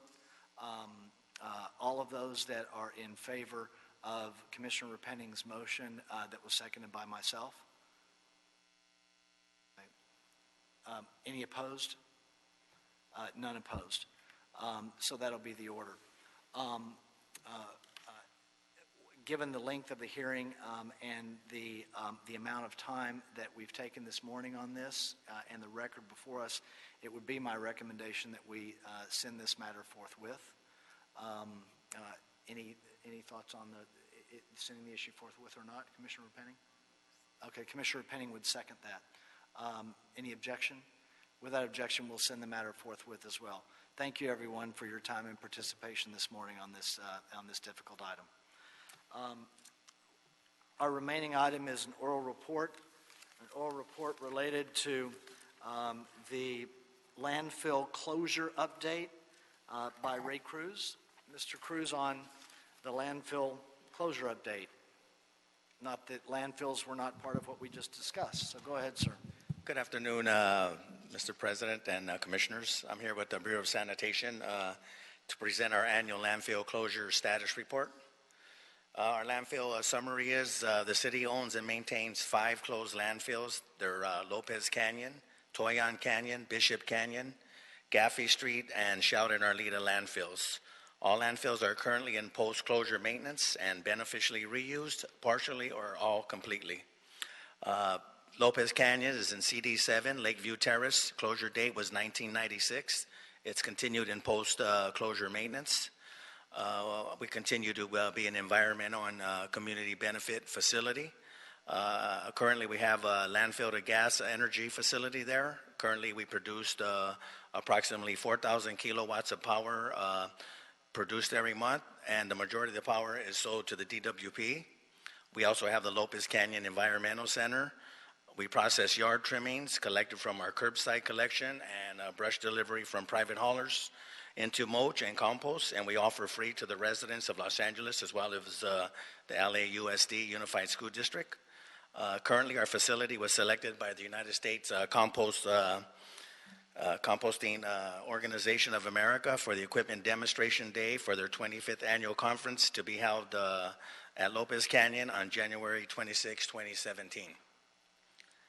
We also are an environmental educational center where the residents come to learn about backyard composting, smart gardening, and stormwater harvesting. In partnership with the DWP, we offer a joint class on the second Saturday of every month for all residents and interested, and that's a free program. We're also implementing a trail and trailhead development plan. Although the conversion of the landfill into a park is several years away, we're working on developing some buffer areas within the landfill property into the community use facilities that encompass environmental and recreational uses. We've been meeting with the community to discuss the plan to come up with implement schedule. We are working closely with the community and CD7 on the development of a trailhead with equestrian staging area. We are currently completing the CEQA and MDM process. We held 3 public meetings to date. Comments will be addressed and final documents submitted to your board, the mayor of the council, for final certification by early spring of 2017. If approved, construction will provide shortly thereafter. Our community outreach, that's one of our highest priorities. We continue to do our outreach to the local neighbors of the community. We try to keep them informed through periodic meetings that are quarterly, phone calls, and emails. Our other landfill will be Toyon Canyon in CD4, Griffith Park, closure date 1985. In post-closure maintenance, we established a controlled horse trail access through the landfill, with small resting and picnic areas at the landfill for the equestrian community. Post-closure maintenance is in the process and will continue for several years. We also have Sheldon Arleta, CD6, closure date 1974. A large recreational complex, the Cesar Chavez Recreational Complex, is being developed at this 40-acre site. Improvements include baseball fields, soccer fields, playground area, and passive recreation. Our construction crew has completed the graded work.